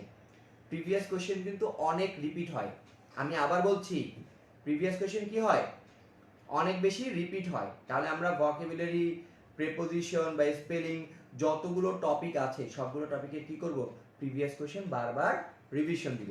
তোমরা কি একটা কথা জানো, সবচেয়ে বেশি প্রিভিয়াস কোয়েশ্চেন কোন সাবজেক্টে রিপিট হয় বা হয়েছে আগে? আমি যদি বলি সেটা হচ্ছে অ্যাকাউন্টিং। অ্যাকাউন্টিংয়ে যে প্রশ্ন আসে তার মোটামুটি 30-40% প্রশ্ন এমন থাকে যেগুলো বিগত বছরে এসেছে। বুঝতে পেরেছি আমি কথাটা? তার মানে যাদের মনে প্রশ্ন আছে যে ভাই প্রিভিয়াস কোয়েশ্চেন পড়লে কমন পড়বে কিনা, অবশ্যই প্রিভিয়াস কোয়েশ্চেন পড়লে কমন পড়বে। এটা আমাদের বই এবং আমাদের শীটে দেওয়া আছে, এটার জন্য আলাদা কোনো বই টই কেনা লাগবে না। শেষ মুহূর্তে কোনো বই কিনে টাকা নষ্ট করবা না। আমরা কখনো স্টুডেন্টদেরকে নতুন নতুন বই কিনতে সাজেস্ট করি না, কারণ বইটা আমাদের ব্যবসার অংশ না। আমাদের বইগুলো আমরা ফ্রি দেই, কারণ তোমাদের যাতে ম্যাটেরিয়ালস নিয়ে চিন্তা করা না লাগে। ঠিক আছে? আমি অনেকগুলো কথা বললাম, অনেকগুলো কথার অ্যান্সার দিয়েছি। অ্যানালজি কিভাবে পড়বো, লাস্ট একটা কোশ্চেন অ্যান্সার দিই। অ্যানালজি কিভাবে পড়বো? অ্যানালজি গত 2-3 বছর যেগুলো আসতেছে এগুলো নিতান্তই সহজ, যেগুলো আলাদা করে প্রিপারেশন না নিলেও পারা যায়, শুধুমাত্র শব্দের অর্থ জানলেই পারা যায়। তোমরা দেখো গতবার যে প্রশ্ন এসেছে, কি এসছে মনে আছে তোমাদের? Gallery, fans. গ্যালারিতে কারা থাকে? ফ্যান্সরা থাকে। অ্যান্সার কি ছিল? Audience, seat. অডিয়েন্সরা কোথায় বসে থাকে? সিটে বসে থাকে। এটা কি খুব বেশি কঠিন অ্যানালজি আসছে? এই ধরনের অ্যানালজি যদি আসে তাহলে ফর শিওর থাকো এগুলো আমরা এমনিই পারবো, না পড়েই পারবো। হ্যাঁ, যদি একটু কঠিন আসে সেটা আমরা বলবো, আমরা একটা বুস্ট সাজেশন তোমাদের দিব ঈদের পরে। বুস্ট সাজেশনে তোমরা দেখবা প্রায় 200টার মতো অ্যানালজি থাকবে, ওটা খুব ইম্পর্টেন্ট। ওগুলো থেকে প্রায়ই কমন আসে। ওই বুস্ট সাজেশনের অ্যানালজিগুলো পড়লে তোমাদের আর কোনো অ্যানালজি পড়া লাগবে না। সো এখন আমি একটু শিমুল ভাইকে দিচ্ছি। শিমুল ভাইয়ের কাছে কিছু প্রশ্ন জমেছে, শিমুল ভাই তোমাদেরকে সেই প্রশ্নগুলোর অ্যান্সার দিবে। তোমাদের আবারও বলছি, যদি প্রশ্ন থাকে তোমরা কমেন্টে জানাও, এবং তোমাদের যেই বন্ধুরা এখনো অ্যাটেন্ড করে নাই আমাদের লাইভ সেশনটা তাদেরকে কমেন্টের মাধ্যমে মেনশন দিয়ে তাদেরকে জানাও, এবং আমাদের এই সেশনটা যত পারো শেয়ার দাও তোমাদের বন্ধুদেরকে সচেতন করার জন্য। এই লাইভ সেশনটা খুবই গুরুত্বপূর্ণ, কারণ আজকে আমরা কিন্তু অনেকগুলো ভাইটাল কোয়েশ্চেনের অ্যান্সার দিয়েছি, তোমরা খেয়াল করেছো। সো আমি একটু শিমুল ভাইকে দিচ্ছি।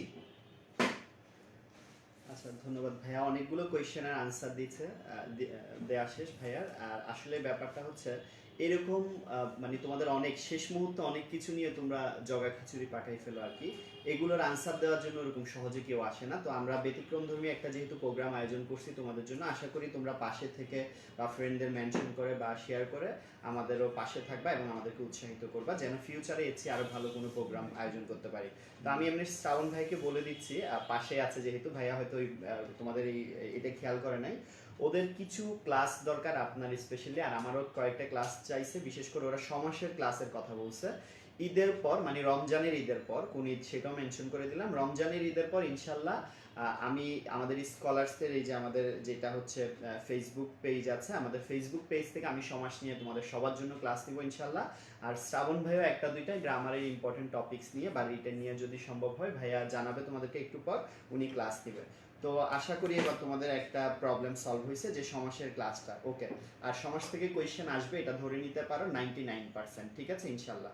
আচ্ছা এখন তোমাদের আরেকটা সবার কোয়েশ্চেন যে অনেক স্টুডেন্ট ভাই আমরা ডি ইউনিট সম্পর্কে জানতে চাচ্ছি, ডি ইউনিটের ইংলিশ প্রিপারেশন সম্পর্কে আমরা ধারাবাহিকভাবে বলবো। তো ভাই আমি একটু সি ইউনিটটা একটু আমি বাংলার কনক্লুশন করে দিচ্ছি। সেটা হচ্ছে সি ইউনিটের বাংলা ফার্স্ট পেপারে 12টা কোয়েশ্চেন হবে, সরি বাংলায় টোটাল 12টা কোয়েশ্চেন হবে। কথা হচ্ছে ফার্স্ট পেপার থেকে কয়টা কোয়েশ্চেন, সেকেন্ড পেপার থেকে কয়টা কোয়েশ্চেন। তো আমি যেটা মনে করি ফার্স্ট পেপার থেকে মিনিমাম 5টা সর্বোচ্চ 6টা কোয়েশ্চেন থাকবে গদ্য পদ্য থেকে। কথা হচ্ছে শর্ট সিলেবাস নাকি ফুল সিলেবাস। আমি বরাবরই বলে থাকি যে ফুল সিলেবাসের প্রিপারেশন নিব, শর্ট সিলেবাসটাকে একটু ফোকাসে রাখবো, বাট শর্ট সিলেবাস থেকে না ফুল সিলেবাসের প্রিপারেশন নিব। আচ্ছা এরপর তাহলে সেকেন্ড পেপার থেকে কয়টা কোয়েশ্চেন হবে, কোথা থেকে কয়টা কোয়েশ্চেন হবে। সেকেন্ড পেপার থেকে তোমরা ধরে নিতে পারো 7টার মতো কোয়েশ্চেন হতে পারে, ম্যাক্সিমাম 8টা আর কম হলে 6টা, ঠিক আছে। তাহলে সেই ক্ষেত্রে সেকেন্ড পেপারের প্রিপারেশন কিভাবে নিব, ইম্পর্টেন্ট টপিকসগুলো আমরা বরাবরই ক্লাসে বলে দিয়ে থাকি এবং আমার সাজেশন শিট ঈদের পর যে বুস্ট সাজেশনটা পাবা, বুস্ট সাজেশনের পিছনে ইম্পর্টেন্ট টপিক সিরিয়ালি দেওয়া থাকবে। বুস্ট সাজেশনটা কারা পাচ্ছ, যারা আমাদের এখানে মডেল টেস্টে অংশগ্রহণ করতেছো বা আমাদের স্টুডেন্ট তারা পাচ্ছ। এখানে একজন একটা কোয়েশ্চেন করছে, একজনই করছে, তারপর আনসার দিয়ে দিচ্ছি যে মডেল টেস্টে আলাদা ফি দিতে হবে কিনা। না আমাদের এখানে মডেল টেস্টের আচ্ছা আমাদের এখানে মডেল টেস্টের কোনো হচ্ছে ফি দেওয়া লাগবে না। যারা আমাদের স্টুডেন্ট তাদের মডেল টেস্টের 1 টাকাও ফি দেওয়া লাগবে না। বাহির থেকে যারা আসবে তারা মডেল টেস্ট প্লাস, আবারও বলতেছি মডেল টেস্ট, রিভিশন ক্লাস এবং আমাদের বুস্ট সাজেশন সবগুলোর জন্য মাত্র 1,500 টাকা, ঠিক আছে। আচ্ছা আর যেটা বলতেছি বাংলা সেকেন্ড পেপার কোয়েশ্চেন কোথা থেকে হবে, সেকেন্ড পেপারের জন্য মোস্ট ইম্পর্টেন্ট টপিক সমাস আছে, ঠিক আছে। কারক সন্ধি শর্ট সিলেবাসে না থাকলে এই দুইটাকে বরাবরই আমি গুরুত্ব দিয়ে থাকি, নক্ত সত্য বিধান, উচ্চারণ, বানান, ঠিক আছে। মেমোরাইজিং এর জন্য অনেকে বলছে কোনটা কোনটা সবচেয়ে বেশি ইম্পর্টেন্ট, সবচেয়ে বেশি ইম্পর্টেন্ট হচ্ছে সমার্থক শব্দ, বাগধারা আর হচ্ছে বানান শুদ্ধিকরণ, পারিভাষিক শব্দ, এগুলো সবচেয়ে বেশি ইম্পর্টেন্ট মেমোরাইজিং এর জন্য, ঠিক আছে। এক কথায় প্রকাশও একটু শিখবো। তো তোমাদেরকে ভাইয়া already first paper second paper C ইউনিটের এমসিকিউ সম্পর্কে ধারণা দিলাম, 12টা কোয়েশ্চেন সম্পর্কে। রিটেন কোথা থেকে কোয়েশ্চেন আসবে সেটা ভাইয়া অলরেডি বলে দিছি যে রিটেনের কোয়েশ্চেনটা হচ্ছে আমরা এইচএসসি সিলেবাসের জন্য যে বানান শুদ্ধিকরণ, বাক্য শুদ্ধিকরণ, অনুচ্ছেদ শুদ্ধিকরণগুলো প্র্যাকটিস করতাম ওটা জাস্ট বোর্ডগুলো ধরে প্র্যাকটিস করব। আর আমরা লাস্টে যে শিটটা দেব, শিট দিয়ে দিই, হ্যাঁ আমরা যে লাস্টে শিটটা দিব যে ঈদের পর ইনশাল্লাহ ওই রমজান ঈদের পর ওই শিটটা একটু প্র্যাকটিস করব। ওকে আমি সি ইউনিট এখানেই শেষ করলাম বাংলা নিয়ে। আর এবার আসি আমি একটু ডি ইউনিট নিয়ে সংক্ষেপে বলবো। ডি ইউনিট নিয়ে অনেকের কোয়েশ্চেন, তোমরা যে কোয়েশ্চেন করতেছো ঠিক এভাবে পাশে, তবে একটা জিনিস খুবই ইমপ্রেসিং যে সেটা হচ্ছে এখনো ক্লাসটা 1 ঘন্টা শেষ হলো, আমাদের 500 অডিয়েন্স কিন্তু সবসময় আছে। তার মানে আমাদের সাথে তোমরা সবসময় থাকবা ইনশাল্লাহ, ফিউচারে স্কলার্স ফ্যামিলির সাথে অলওয়েজ তোমাদেরকে পাবো। আর তো যেটা বলতে চাচ্ছি ডি ইউনিট নিয়ে যদি বলি, ডি ইউনিটের বাংলা কোয়েশ্চেন হয় এমসিকিউ 15টা। 15টার মধ্যে কোয়েশ্চেন কোথা থেকে বেশি হয়, ফার্স্ট পেপার থেকে ধরে নিতে পারো যে তোমার 7 থেকে 8টা কোয়েশ্চেন থাকবে। ফার্স্ট পেপার থেকে 7 থেকে 8টা, সেকেন্ড পেপার থেকে 7 থেকে 8টা।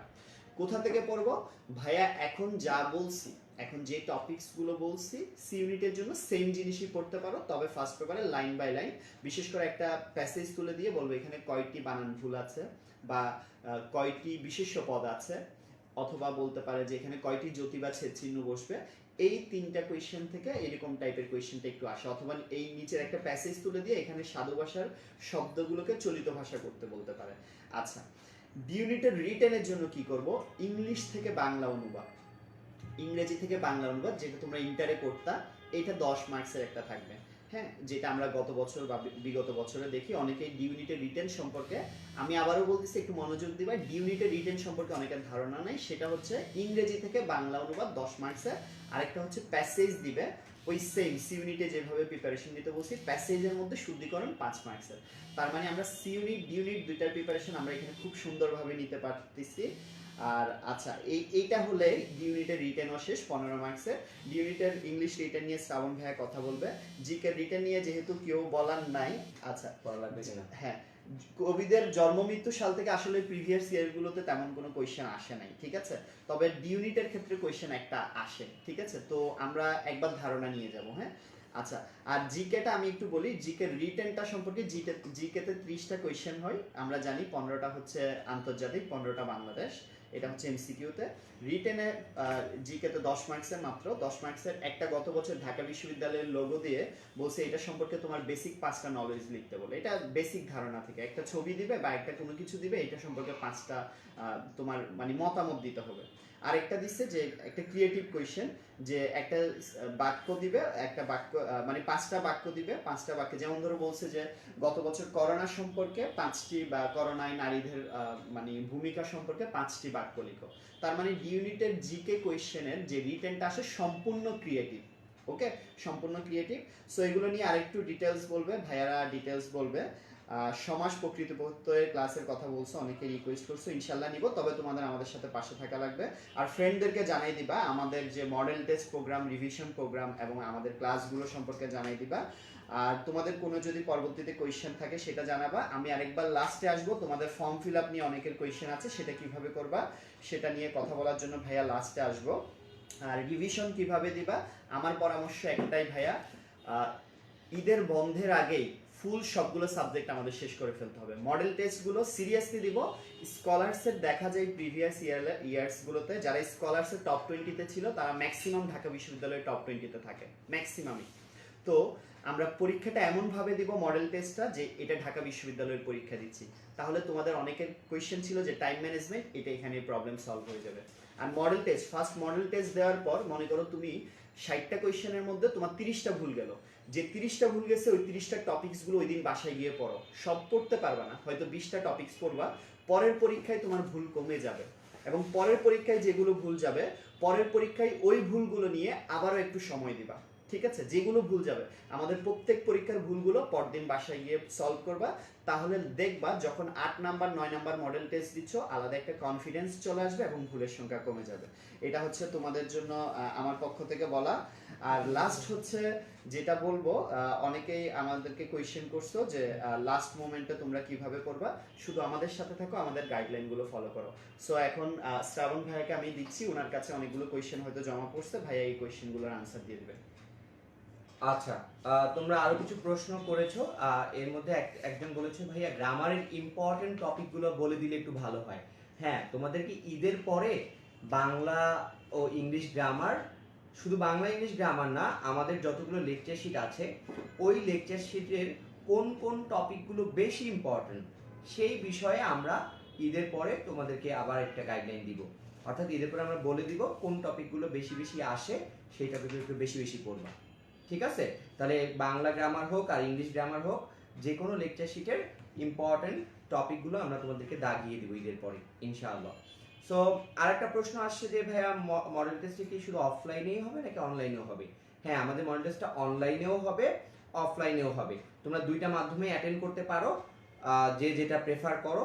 তবে রিটেন এক্সামটা অনলাইনের থেকে অফলাইনটা বেটার, কারণ তোমরা জানো যে অনলাইনে খাতা দেখার সময় অনেক সময় অনেকেই নেট থেকে দেখে লেখে, যেটা আসলে ফেয়ার ট্রিটমেন্ট হয় না। সো তোমরা অনলাইন অফলাইন দুটোই করতে পারবা। আচ্ছা, সিডির কি আলাদা পরীক্ষা হবে? হ্যাঁ, অবশ্যই। সি ইউনিট ডি ইউনিট তো আলাদা, তাই দুইটার মডেল টেস্টও আলাদা হবে, একসাথে হবে না।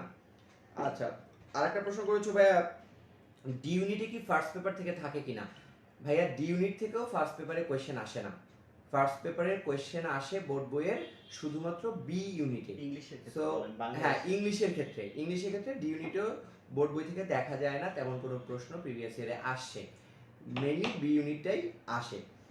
আইসিটি ক্লাস, হ্যাঁ আইসিটি ক্লাসটা আমরা ঈদের আগে শুরু করতে চেয়েছিলাম, বাট সময় স্বল্পতার কারণে ঈদের আগে শুরু করতে পারছি না। আমরা এটা ঈদের পর থেকে আইসিটি ক্লাসটা শুরু করব। তোমরা জানো আমাদের আইসিটির কোর্সের প্ল্যানটা কি, সবাই ইতিমধ্যে না জানলে অফিস থেকে জেনে নিবা। আইসিটি কোর্সটা শুরু করছি ঈদের পর থেকে। আচ্ছা, আর কিছু কোয়েশ্চেন নাই তেমন। অনেকে জিজ্ঞেস করছে ভাই ট্রান্সলেশন কি প্যাসেজ আকারে আসবে কিনা? ভাইয়া এখন পর্যন্ত যেই কবার ট্রান্সলেশনের পরীক্ষা হয়েছে সেখানে প্যাসেজ আকারে দেয়নি ওরা। সো ঢাকা ইউনিভার্সিটি প্যাসেজ আকারে দেয়নি দেখে আমরা বলতে পারি যে দিবে না। হ্যাঁ, দিলেও অবাক হওয়ার কিছু নাই। দেখো, আমরা যখন ইন্টারে ন্যারেশন করতাম, ডিরেক্ট থেকে ইনডিরেক্ট ন্যারেশন, প্রথমে কিন্তু আমরা সেন্টেন্স আকারে প্র্যাকটিস করতাম, শিখতাম, তারপরে আমরা প্যাসেজে যেতাম। তার মানে আমি বলতে চাচ্ছি যে সেন্টেন্স ট্রান্সলেশন পারবে তার জন্য প্যাসেজ ট্রান্সলেশন খুব বেশি কঠিন বিষয় না। বুঝতে পেরেছি কথাটা? অর্থাৎ সেন্টেন্স ট্রান্সলেশন পারা মানে আমি অটোমেটিক্যালি প্যাসেজ ট্রান্সলেশনও পারবো বলে ধরে নিতে পারি। সো এটা নিয়ে ভয় পাওয়ার কিছু নাই। এখন কোয়েশ্চেন রিপিট যে হয় সেটা কোথা থেকে বেশি হয় একটু মনে রাখবা, সবচেয়ে বেশি প্রশ্ন রিপিট হয় অ্যাকাউন্টিং থেকে। তার মানে অ্যাকাউন্টিংয়ের প্রিভিয়াস কোয়েশ্চেন সবচেয়ে বেশি ইম্পর্টেন্ট। তারপরে বেশি কোয়েশ্চেন রিপিট হয় ম্যানেজমেন্টে, তারপরে বেশি কোয়েশ্চেন রিপিট হয় ফিনান্স মার্কেটিংয়ে, সবচেয়ে কম রিপিট হয় বাংলা আর ইংলিশে।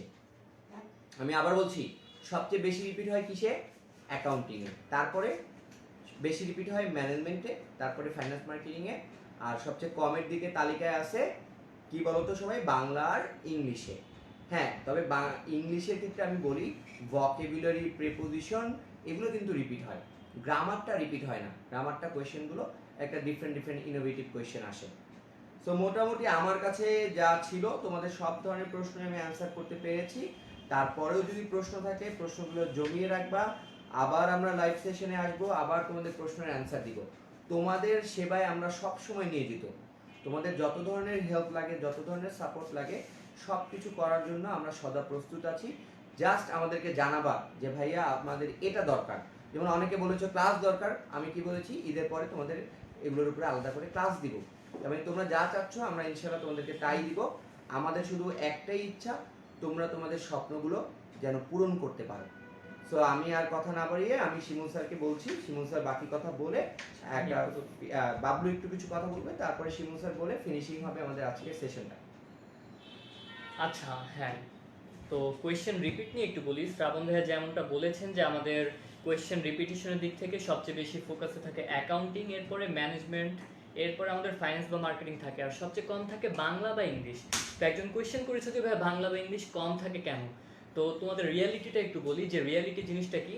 রিয়ালিটি হচ্ছে আমাদের কিন্তু তোমরা যারা বিজনেস ফ্যাকাল্টিতে, হ্যাঁ, faculty of business studies FBS A exam দিবা, তাদের কোয়েশ্চেনটা কিন্তু FBS এর বা বিজনেস ফ্যাকাল্টির টিচাররাই করবে। হ্যাঁ, এখানে একটা টিচার কমিটি থাকে, টিচার প্যানেল থাকে কোয়েশ্চেন করার জন্য। তো প্রত্যেক বছর তাদেরকে এই কাজটা অ্যাসাইন করা হয়। তো সারপ্রাইজিংলি তারা কিন্তু তোমাদের বাংলা বা ইংলিশের স্পেশালিস্ট না। সো ইন দ্যাট কেস কী হবে? তারা কি কোয়েশ্চেনগুলো করার জন্য আগে আমাদের সিলেবাস পড়বে, পড়ে শিখবে, শেখার পরে ক্রিয়েটিভ কোয়েশ্চেন করবে? No, nothing like that. হ্যাঁ, এখানে যেটা হয় আমাদের, যেমন ধরো অ্যাকাউন্টিংয়ের কোয়েশ্চেনের ব্যাপারে শ্রাবণ ভাই বলেছেন, এটা কিন্তু অ্যাকাউন্টিংয়ের স্পেশালাইজ যারা টিচার আছে FBS এ তাদেরকে দিয়ে দেওয়া হয়। এই জন্য তারা কি করেন, তারা কিন্তু একই টাইপের, একই ধাঁচের কোয়েশ্চেনকে ঘুরিয়ে পিছিয়ে এইভাবে ওইভাবে, মানে মনে করো আমাদের ABCD দিয়ে দেওয়া আছে, চাওয়া হয়েছে ফর এক্সাম্পল 2018-19 সালে।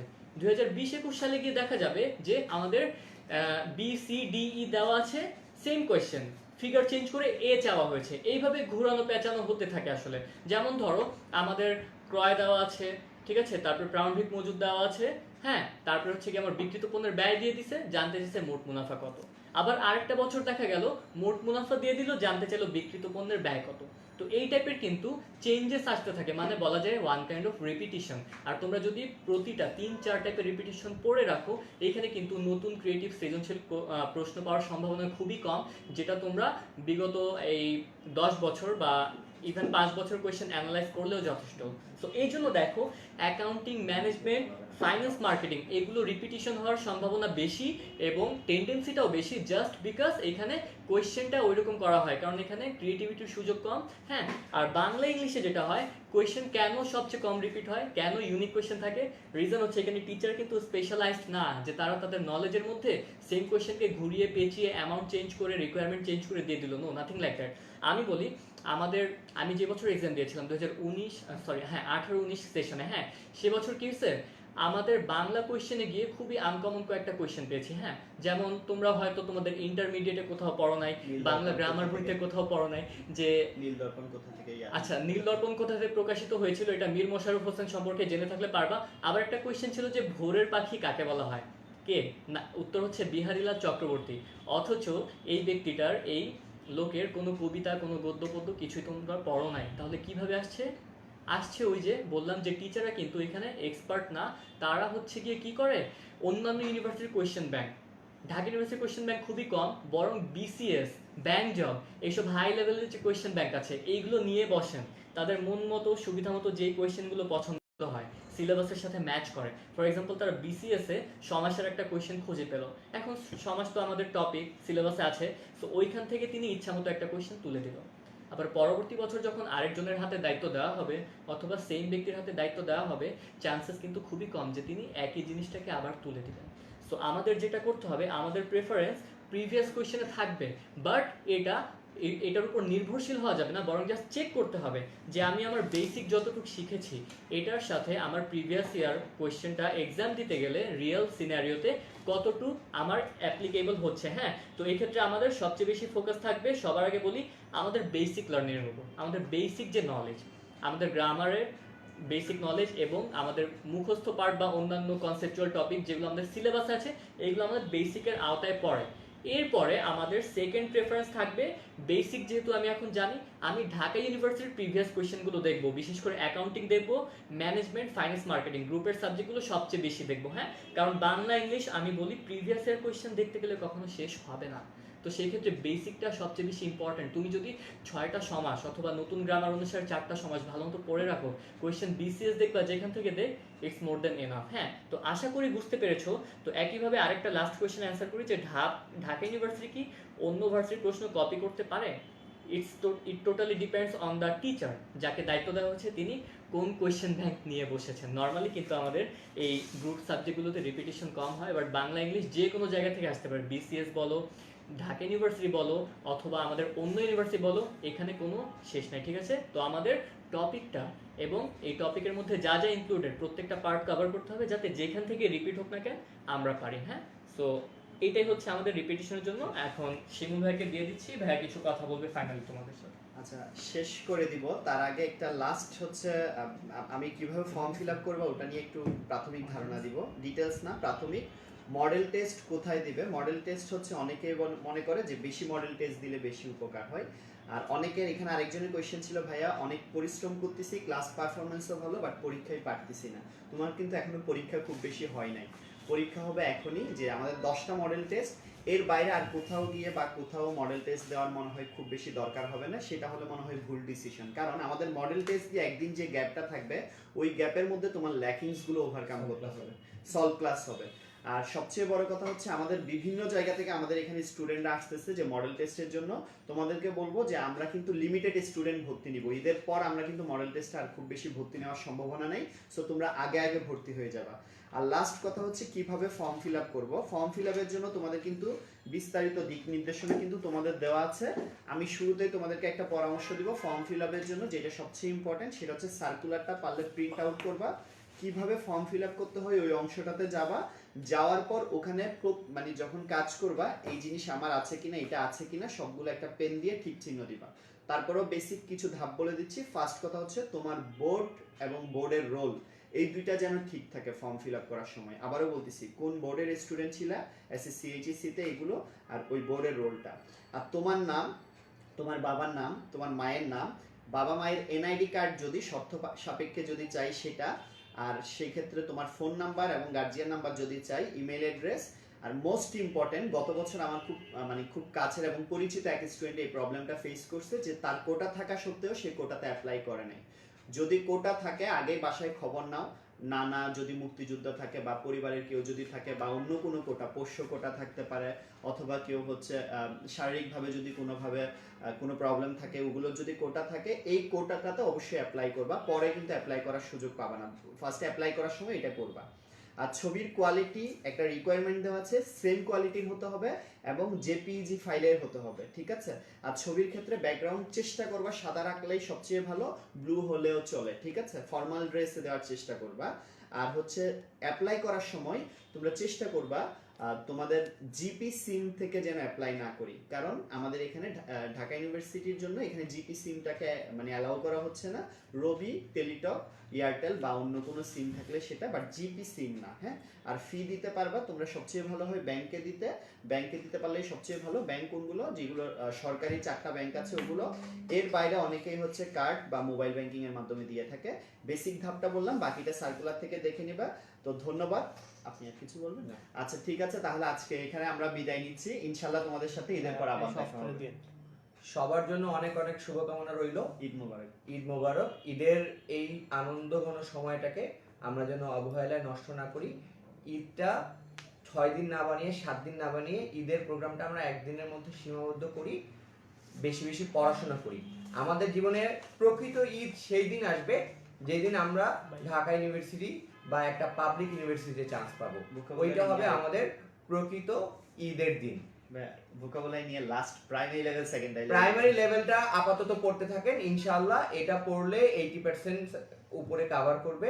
প্রাইমারি লেভেলটাই পড়তে থাকেন। তাহলে আমি কি বলেছি, আমাদের প্রকৃত ঈদ কবে হবে? যেদিন আমরা ইনশাআল্লাহ ঢাকা বিশ্ববিদ্যালয়ে চান্স পাবো। সো তার আগে খুব বেশি ঈদ করার দরকার নেই। আমি যেটা সাজেস্ট করবো, 1-2 দিনের মধ্যে ঈদের প্রোগ্রামটা শেষ করে বাকি সময়টা আমরা যেন সবাই পড়াশোনায় ব্যয় করি। সবার জন্য শুভকামনা রইল। এই বলে আজকে আমাদের লাইভ সেশনটা শেষ করছি। আসসালামু আলাইকুম, ভালো থাকবেন সবাই। আসসালামু আলাইকুম।